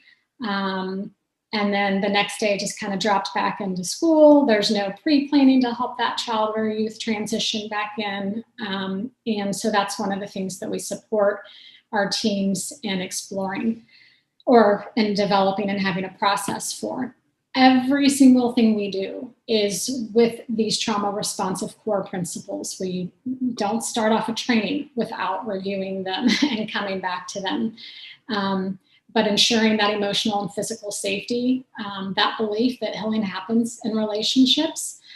We all know that, even from a therapeutic approach, it's like, what is it, 70 to 80% of it there is really about that relationship and rapport. And so that's fundamental. Viewing children and youth holistically, cultural competence, which you guys know is huge right now. And this isn't just, cultural competence, around race, but also socioeconomic competence. And all those other competencies of just understanding each other. Supporting choice, control, and empowerment, understanding trauma and its impact, and our biggest one there, using a collaborative approach, meaning we don't go this alone. We really do need everybody at the table. The teams that we're primarily supporting this year has expanded quite a bit.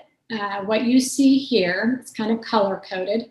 Those that are in green are teams that we are now supporting in their third year of implementation, hard to believe. The ones that are in yellow are the teams that are now in their second year of implementation. And the ones that are in red are those that are in their first year. So yes, you may notice, for those of you who love the MTSS triangle like we do, that we've kind of color-coded it that way. Meaning that our first year teams we know need more intensive support from us in this case because they're just starting out. But in all right now, we're working with 5 community mental health centers listed up here at the top. And then each of those community mental health centers, if you go down, you'll see, for example, Central Kansas Mental Health Center supporting both Abilene and Twin Valley. So a district who's been kind of going through this for a while from the beginning, with us from the very beginning, and Twin Valley being newer. Sumner Mental Health Center, you can see, has 3.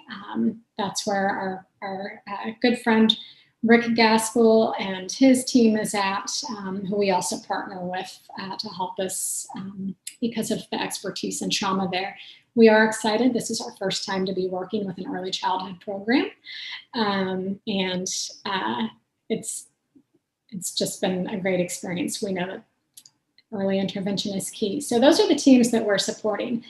So now let me tell you about what we've been doing specifically around what we call trauma responsive support planning. In a lot of cases, again, there's that functional, behavior assessment process for children and youth who receive special education services and require more intensive supports, due to a behavior or an emotional, disability that's impacting their ability to be successful at school or stay in school. That's kind of what this one is about. We utilize this. It's always a work in progress, but we utilize implementation science for everything that we do. For those of you who aren't familiar with implementation science, it's not always a linear process, especially as you have staff turnover or some communities just are dealing with a lot more and things take time, or if a random pandemic comes along and kind of switches everything up a little bit. But what we work with our teams on, and they actually go through and identify where they're at in the process of implementing each specific component, and they actually set or develop a SMART goal: specific, measurable, attainable, relevant, and time bound. Man, I can't believe my recall just did that. To move these planning components forward. Down here, you'll see what specifically that looks like. And again, we're in our third year. These have, we've learned a lot as this work has evolved. But, if you were over here to look at full implementation, for example, it's that the staff trained are even implementing with 50% fidelity. We actually kind of balk at that number because we're like, 50% fidelity? We need like 90% fidelity, right? But this is actually pulled from the research. We start there and we push for more. And then ultimately, to really be in sustainability and innovation, this is more than just talk. So earlier, we spent a whole morning talking about policy and changing policy and practices, and that's what we do at the more local level as well. So those policies need updated to reflect things as we learn more and we grow. All right, so our district community leadership teams consist of executive level leadership. So our CEOs, our superintendents, and certainly our special education directors for a special education funded grant. But then we also really build the capacity of district community coaches. And we are intentional about making sure that one of those coaches is district employed and that one of them is employed from the community mental health center. So it's not just one agency carrying this or one agency making these decisions alone or what have you. They train, they learn together, they train together, they facilitate the from within this team, at the district community level, they take that and help with that implementation piece. So in a traditional FBA, functional behavior assessment, the primary focus is on behavior. And traditionally, that's considered to be maintained by one of four functions: escape or avoidance, attention, access to tangibles, and sensory. It's primarily viewed, behavior is kind of through an antecedent behavior and consequence paradigm. So what happened right before, whatever, kind of like you're driving down the road, you're in a good mood, a car cuts you off. That would be the antecedent, your behavior. We'll let you keep that to yourself. And then the consequence, you feel silly for acting goofy or, whatever happens. And then a lot of times there's just one person who is conducting that assessment.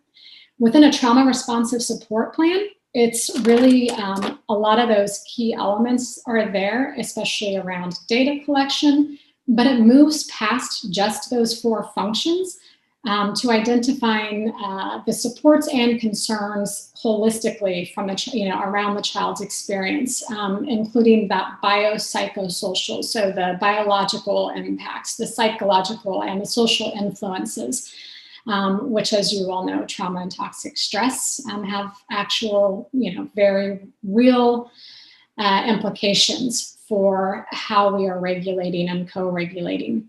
It also places emphasis on the voice of the child and the youth and caregivers. So those of you who are into transition and know about self-determination and empowering children and youth to make decisions, we are actually embedding that in the plan. And caregivers, in fact, you can't complete one of these without having the voice of a parent and guardian in this case, or your teachers. And then the assessment is done collaboratively, again, across settings. It's not just one, either the school or the CMHC conducting it. We are very intentional about the language that we use. Language is powerful. You guys know this. We talk, instead of using the term student, we try to use that term, child or youth. You're more than a student, more than an employee, right? I like to think we're all more than employees. We are people. So we're just really trying to make this more personable language. Rather than talking about problem behavior, we want to know what the concern is. You guys know they say, you know, it's not what's wrong with you, what happened to you. For us, it's the concerns. What are the concerns here that are being identified? And then, as you can see, we refer to all of these as caregivers.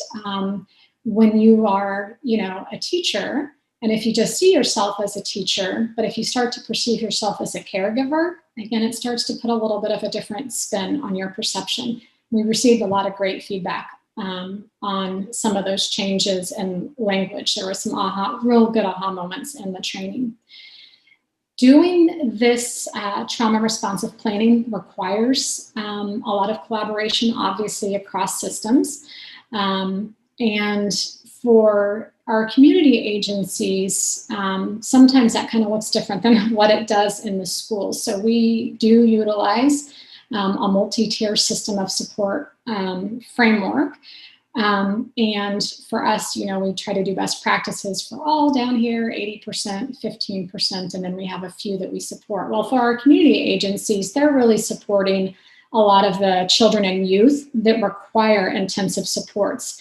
So ultimately, while we want our community partners to be supporting our schools down here, we know that we have to start out up here, meeting them where they're at. That's also currently where they're funded, and that's what they know. So that's where we start.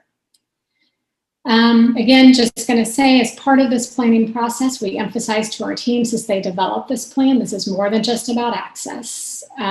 Access is not a sufficient metric of effectiveness. You can refer all day long, but what is the identified support that we have in place? What's the baseline, and how are we measuring outcomes across settings? Has to be there. So collaboration, you know, a lot of times is discombobulated across systems and agencies. You guys know, I mean, you know, community mental health center will have one plan, district will have another plan, maybe even within the district, the IEP and the behavior intervention plan don't align, and we're saying no mas to any of that. This stuff is that we've got to come together and all be on the same page if we're going to have effective outcomes. Here's the part I'm, you know, excited about to share with you. When we do this, we call these our, you know, our pillars, our data collection pieces. We are really emphasizing, as part of the support plan process, voice. And some of you might know this. It's very similar to the idea of social validity, but in this case for us, voice is, did we capture the voice of the child or the youth? How many of you know of a plan that's been developed without their input? In one of my favorite websites, selfimdetermined.org, you start pulling children in grade school into their planning process. You're developing and building their capacity to articulate their needs. A lot of times we assume we know what the problem is or the concern is. Same with, the parent or guardian, and then also that emphasis of a voice on our teachers who are feeling overwhelmed. We have a focus. Our focus then is on supports and implementing them with fidelity, but not just the supports. The supports could be share breaks. It could be community services. It could be, whatever is needed to support the child or the youth. But there's also then that real focus on skill building. It's not, self-advocating, knowing where you're at in your body when you need to ask for a break and regulate. And we take data around that. And then obviously we are measuring those outcomes. And we don't even get to the part of measuring outcomes until our teams, the support planning teams, have implemented with fidelity. Because again, you all know how all too often it happens that somebody says, well, we did that, we implemented that, and it didn't work. So just throw it on out. And you're like, did you really implement it? So in this last training that we gave, and this is our second year to give it, this is our most recent feedback that we got. We've got some great tests and evaluation, our partners who provide us with coaching and feedback around the work that we are doing. This is some of the data that they capture for us. And this is right here more just kind of about the training, but what really sticks out to me are these pieces. I understand how the content and practice is intended to improve outcomes. I left this training with tools or functional methods to transfer my learning to practice. You guys, these are teachers, administrators, special education directors that are participating in this training. And when they can walk away from a training saying that they have tools and have this knowledge and understand how it relates to their work, then we consider that a success.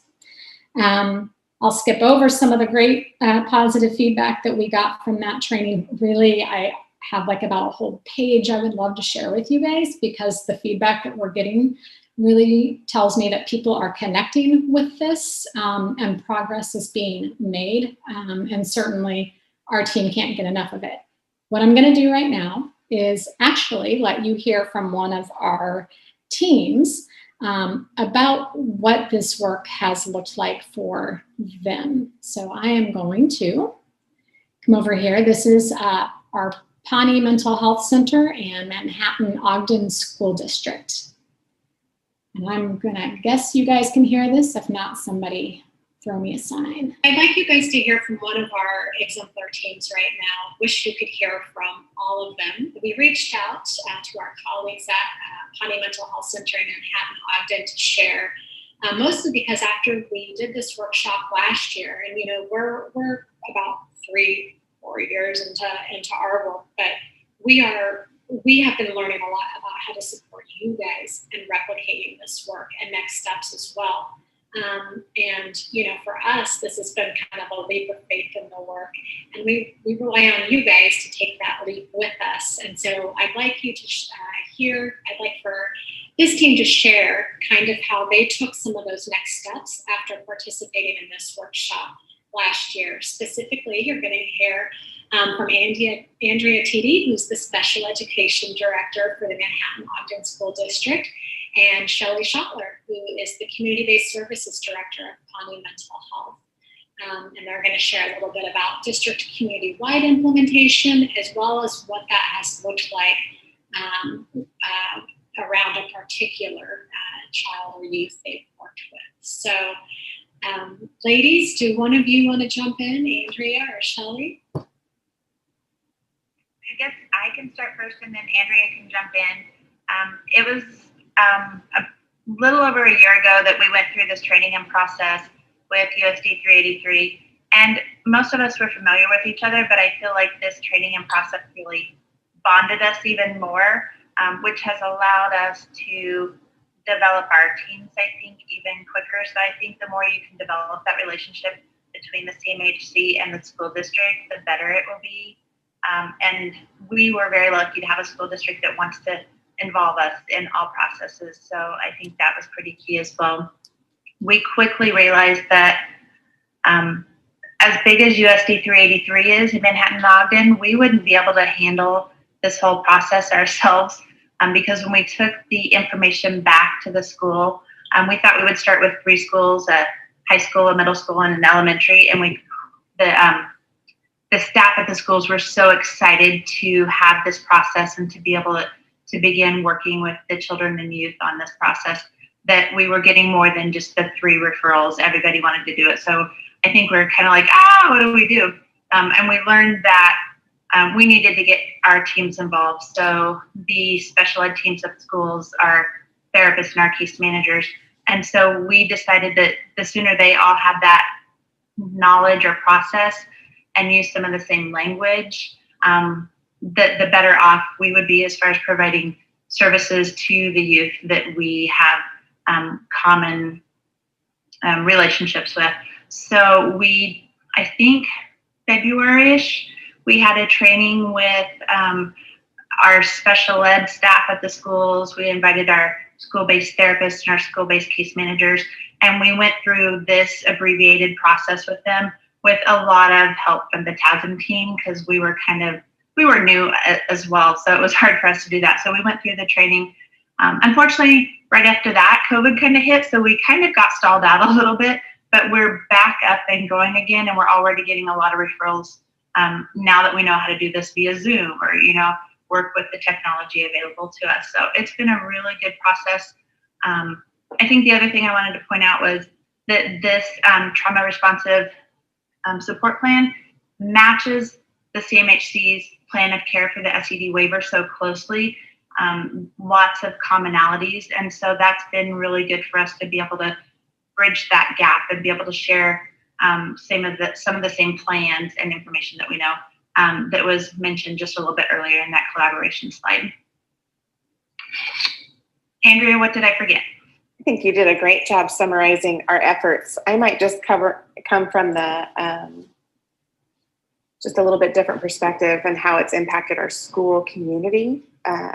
You know, we were at our training a year ago talking about a student that we had found, received Pawnee services, met criteria for the district, and developed a really solid plan without that other school team there. But then while we were there sitting at the table, we got another phone call. We have another kid in need and we need this team to be there. So it all happened quickly, and it just really highlighted the need for us to come together as a team. I think traditionally FBAs and behavior intervention plans are done more in isolation and not done with the whole picture, the whole student and all the needs in mind. So I think this has really helped us identify that we need to dive a little deeper. We can do a little better with coming together as teams and looking at that whole child. I think the thing that stood out for me the most when we were doing this and starting this was focusing on the child's strengths and resiliency characteristics. And I think that sets the tone for every meeting that we've had with schools and with parents sitting next to us. We want to know the great things about your child. We see what they bring to the table. And I think that helps shift that focus that from that problem behavior, that was terminology that was used before. We're not focusing on the bad, we're focusing on how we support and how we make better. I think really the other parts that were highlighted when we were working with teams, and probably those of you that are doing this have found this as well, but teams were really good at collecting anecdotal data. They collected novels and novels and novels of stories and scenarios, and they're spending so much time collecting data that doesn't drive us a certain direction. So it's really helped us highlight the need to focus our efforts on what kind of data do we need for teams? How can we simplify that so we can not spend all our time writing a novel, but we are actually tracking what needs to be tracked. So we know we're making data-informed decisions, and we know we're implementing interventions and if they're working or not. Or not interventions, supports, and if they're working or not. The other thing that really stood out to me through all of these is through all of our support plans that we've done is, you know, we ask teams to find a chunk of time, 2 hours time to come together to sit down with our training team and its members from our district and from Pawnee. But you know, how hard is it to get everybody around the table for that long of time? When we work in the school system, when we're busy days, that's hard to find that time, but we show that we're making a commitment to the success of the child. And I think that's another piece that has been really powerful through this process. So it's been wonderful. It's probably been one of the most meaningful efforts that I've been a part of in my 19 years in education. So I'm thrilled to be here again this year. So thank you. Aw, shucks, Andrea, you almost make me want to cry. So I know Amy's gonna go. Stop and ball. Amy's. Hold on.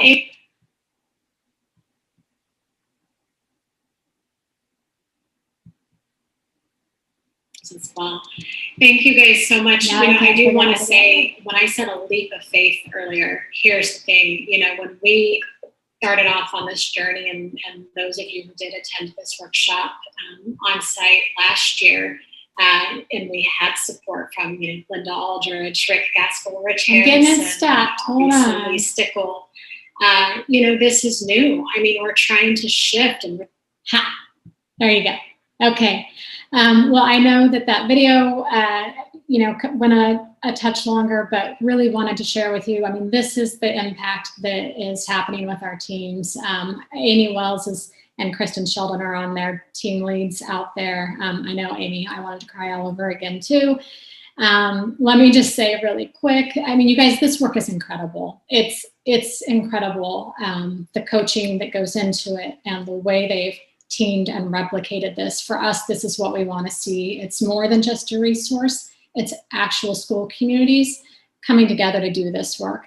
Really quick, I just want to share, if you guys aren't familiar with it already, we do have online and Moodle, learning modules around becoming a trauma responsive. You can either focus at the individual level to implement trauma responsive practices, or at the systems level. And there's a facilitation guide to support anybody with that. We hope to give a webinar on that soon. And I'll stop right there. Thank you, Cherie. Appreciate that. A lot of good information and a lot of good work going on out there. I'm going to turn it over to Diane Gerstad, and she's going to talk about the School Mental Health Project and give us a little update there.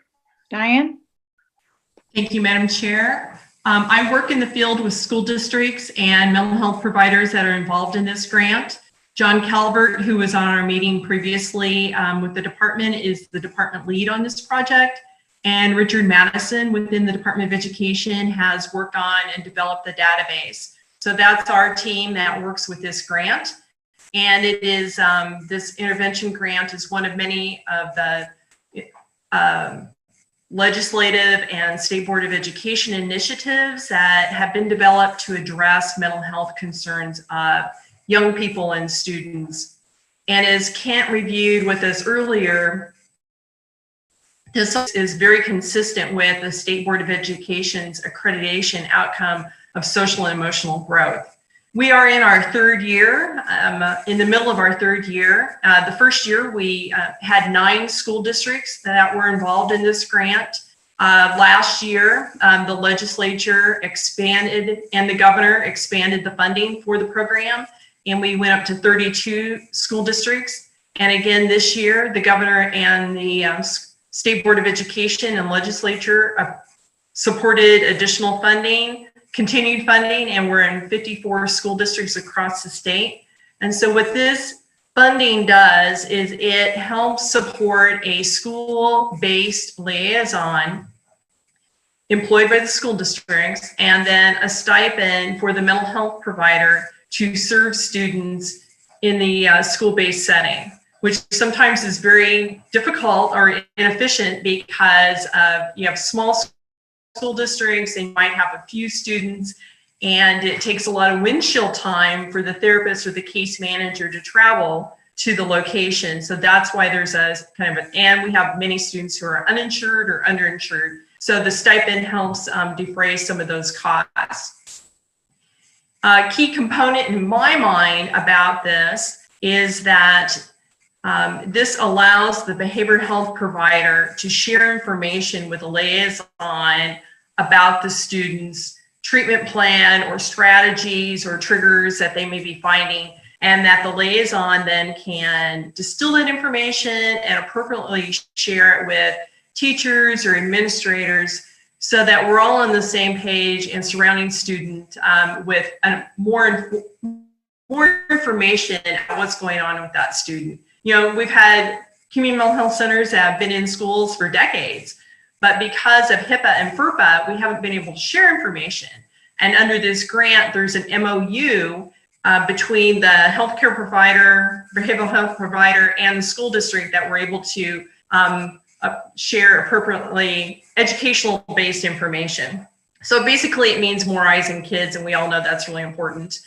And the liaison then helps with all of those moving parts, which are confusing at any time, but especially during the time of COVID, when we might have in-person learning or hybrid learning or remote learning for the students, and then the healthcare provider may be quarantined and not able to be in person. So someone has to help kind of coordinate all those things. And then of course, keeping in contact with the parents and helping the parents understand how to do remote therapy, and problem solve. They may not have adequate Wi-Fi connections. I mean, just a lot of different moving parts. And so you have the liaison who's able then to work with the mental health provider on problem solving. I would note, Madam Chair, one really, I think, positive note from COVID is the expansion of telehealth during use by our community mental health centers. And although it's not universally loved, especially for parents that have, maybe 3 or 4 kids and they're on remote learning, and it's like hard enough to coordinate all of those different meetings. But for many, it's been extremely helpful. And it's really helpful in our rural areas when we have maybe a very small school district with very few students, and there might be 40 or 50 miles away from the community mental health center. And again, that cuts down on that windshield time that they have to have in order to have the provide the therapy. We take 2 snapshots of progress throughout the year. One will be upcoming the end of December, which will give us a snapshot on where we're at from July to December. And the school then liaison, what they're looking at is improvement on the school concerns of whatever the issue is impacting that student. So it might be 1 of 4, which are attendance, academics, behaviors, and behaviors both internalizing and externalizing. John and Richard and I meet frequently with the school liaisons, Zoom of course, and during our meetings we share information, and it's a great time for them to problem solve with each other on how they've addressed different issues that might be happening in their community. Again, as Cherie and others today have noted, when you talk to the liaisons and the superintendents and their parents involved, they're very positive about the program because we're removing barriers. And so our students are able to more consistently receive mental health, access to mental health treatment. And what's really extremely helpful is consistent case management, having case managers meeting with the kids and the families frequently to help them be successful. Definitely it's a strong partnership between our school districts and our mental health providers. And we are also collaborating with other agencies, with Gary from KDADS on some grants that they've received, and able to share that information with the school districts and liaisons. Myron has met many times with our liaisons to help them understand those resources that are available through KSDE. So it's been very positive, and I think the people involved in it are very glad that the State Board of Education and the legislature and the governor have supported this funding. Thank you, Madam Chair. Thank you, Diane. So that what Diane talked about and what Cherie talked about they may be 2 different models, but they're working at the same thing, which is providing extra resources and extra support to our kids out in the field, which are certainly showing good results, and that's what we all want.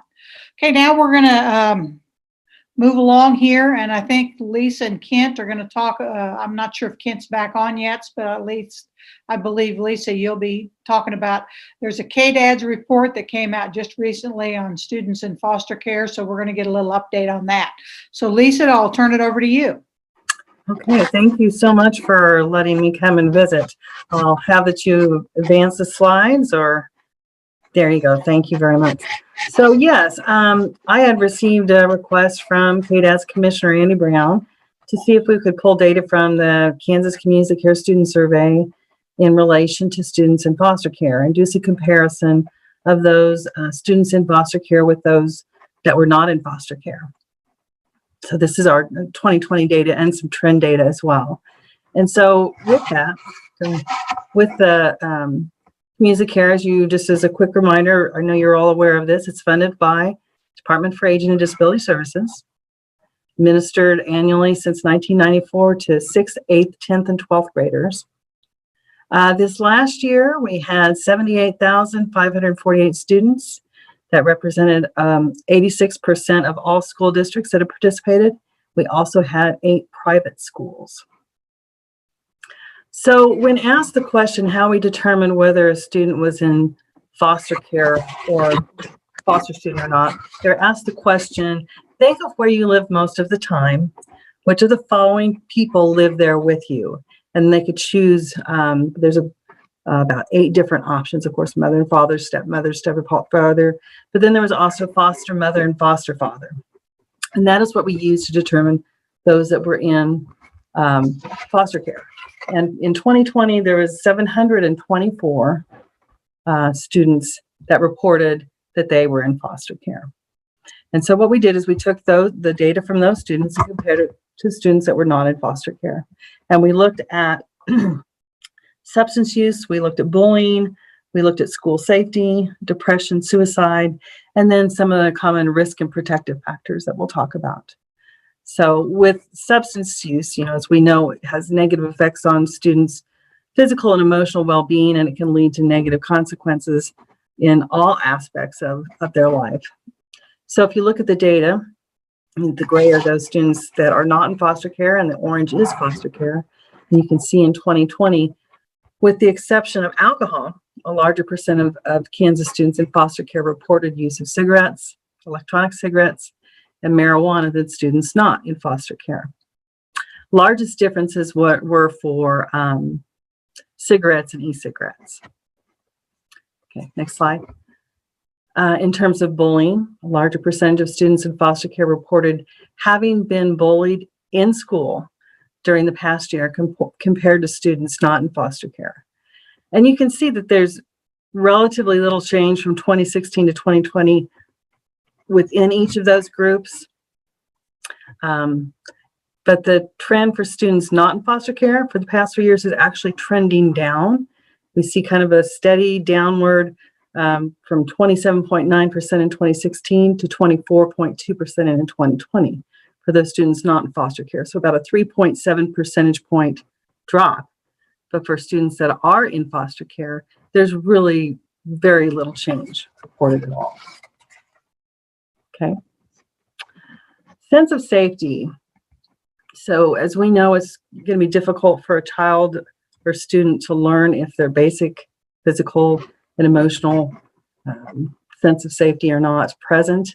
So the survey asked students to respond to the statement, "I feel safe in my school." And they're giving 4 response options. One is an emphatic no, so big capital no, exclamation mark, and then just a regular no, little yes, and an emphatic yes. Okay. And you can see that the foster care students are kind of reported on both extremes. They're higher in the emphatic no and the emphatic yes, or the definitely not true and definitely true. And the percentage of foster care students with a strong sense of safety in the yes column was larger than those not in foster care. So this was kind of an interesting thing to kind of sort out. We have both extremes, but it was nice to see that the emphatic yes, the exclamation part yes, 33% of the foster care students, it was higher than those not in foster care. So that was encouraging. Next slide. Depression, suicide thoughts, suicide plans, and suicide attempts. So a larger percentage of students in foster care reported feelings of depression and suicide thoughts, plans, and attempts than those not in foster care. Largest differences were actually for suicide thoughts. There's about a 12 percentage point difference between those in foster care versus not. And as you look at that, thinking that almost 30% of the students in foster care reported suicide thoughts within the past year. That's compared to, close to 18% of those not in foster care. And depression is certainly notably higher too. As are suicide attempts, there's about a 10 percentage point difference in suicide attempts as well. Okay. So we looked at behavioral health risk factors, which are those elements in the environment that increase the likelihood of students or youth engaging in unhealthy behaviors. And we know that risk factors, of course, exist in all domains. So they exist in our families and in our schools, our communities, with our friends, and even within ourselves. So this graph is really showing the percentage of students at risk for low commitment to school, academic failure, family history of antisocial behavior, and early initiation of drug use. So in each case, a larger percentage of students in foster care are at risk compared to those not in foster care. And the largest difference here is in the family history of antisocial behavior. So those are things like getting in trouble with the law, substance use, stealing. So think of those antisocial behaviors. And then also academic failure. You can see there that 54.4% of students in foster care, that's over half the students in foster care, are at risk of academic failure. Okay, next slide. So this is showing protective factors, and these are factors that buffer against risk either by reducing the impact of risk or by changing the way a student responds to risk. And as one would expect, if you see on the bottom there, we have family opportunities and family rewards. Fewer foster care students reported protection in the family domain, as one might expect. However, the percentage with protection increases in the school and the individual domains. So we have over 60% of the foster care students benefiting from school opportunities, healthy beliefs, and social skills. So even though social skills are 12 percentage point lower for students in foster care, over 60% are benefiting from that protection. Okay. So I wanted to pay special attention to kind of what's going on with school rewards. So we know that rewards or recognition are important. And these are things, and we look at the school rewards, this is a scale score, so it's made up of several different questions. So questions in this school rewards scale are, my teachers notice when I'm doing a good job and they let me know about it. The school lets my parents know when I've done something well. I feel safe at my school. My teachers praise me when I work hard in school. So one interpretation we took from this was that it's really kind of potentially that structure and routine that schools can provide, along with, and this is the important part, that bonding and attachment that caring teachers and other adults, that these are things that help all students, but particularly those in foster care, by acting as a buffer against some of the risk factors that we see that they do definitely experience. So that's it in kind of a nutshell. Go to the next slide. If there are any questions, like I said, this was just a little report we put together to do some comparisons at a request of Andy, and then I thought it was pretty compelling information, particularly with the important role that schools and teachers do play. So I shared it with Kent, and he asked to share it with this group, knowing that you would have some interest in that. Lisa, I think there's some powerful data there. Yes, yes. I would hope, because we're really are running short on time, but I would hope that as a council, maybe we could dig into this a little bit more, kind of work with KDADS a little bit too, because we've obviously, your data's uncovered some things for us to, I think, to dig into a little bit more and to really take a little harder look at. I know we've got one comment on from Holly Yeager. She asked, Lisa, did you say the total number of students, did you say what was the total number of students not in foster care from the survey? Well, we had 78,000 students, 724. So it's less than, and it was consistently, it's just shy of 1%. Mm-hmm. And that's been that way across, I went back and looked about the past 5 years, and it's roughly just under about 1% of the students. And again, this is self-report, so it may be higher than that. I think we need to keep in mind, it may just be 1% of our kids, but they're a pretty important 1%. Yeah, that's 724 students and that's just 6th, 8th, and 10th grade. So if you fill in those numbers with other grades, that's a portion of students with some. So I think maybe as we move forward, we may want to come back to this survey and kind of take a look at it a little bit more and have some conversations and discussions on this. And I would offer that there are some additional, I mean, like I said, these are some things we just put together of interest to look at. There's a wealth of information within the survey that we can look at. So if the council does want to dig into something a little deeper or see kind of a crosstab of this and this, know that we can do that and would welcome learning more about this with you. So okay. Be happy to do the analysis to dig in deeper if there are specific things that you want to look at. So great. Well, we have covered, thank you very much, Lisa. We've covered a lot of information since 12:45. I've got a lot of good information. I know we didn't get a whole lot of chance to delve into it, and maybe that needs to be done on at a later meeting, spend a little time to talk about, okay, what are the implications? What are the implications for our schools? What are the implications for our kids? And how do we move forward on that? So let's kind of think about it, that at future setting. Just a couple of comments, because I know we've got to get off at 2, and a couple of you have another meeting at 2. So we want to make sure you have the opportunity to be there on time. We will conclude up here in just a minute. We want to thank you all for your work. You should feel very proud of the work that you've done with the bullying recommendations, and we're going to move forward with that. We'll let you know how the presentation is at the state board next week. By the time we meet, it should have gone to the state board twice. So we'll move forward on that. Just for your information, as far as myself is concerned, I did not get reelected to the state board. So I will not be continuing in that position. I'm guessing a lot of people know that. State board will determine what they're going to do as far as the state board member who's on this and what else they decide in the future for that. So I don't know what that will be until they have their January meeting. So I can't share any of that with you because I don't know. So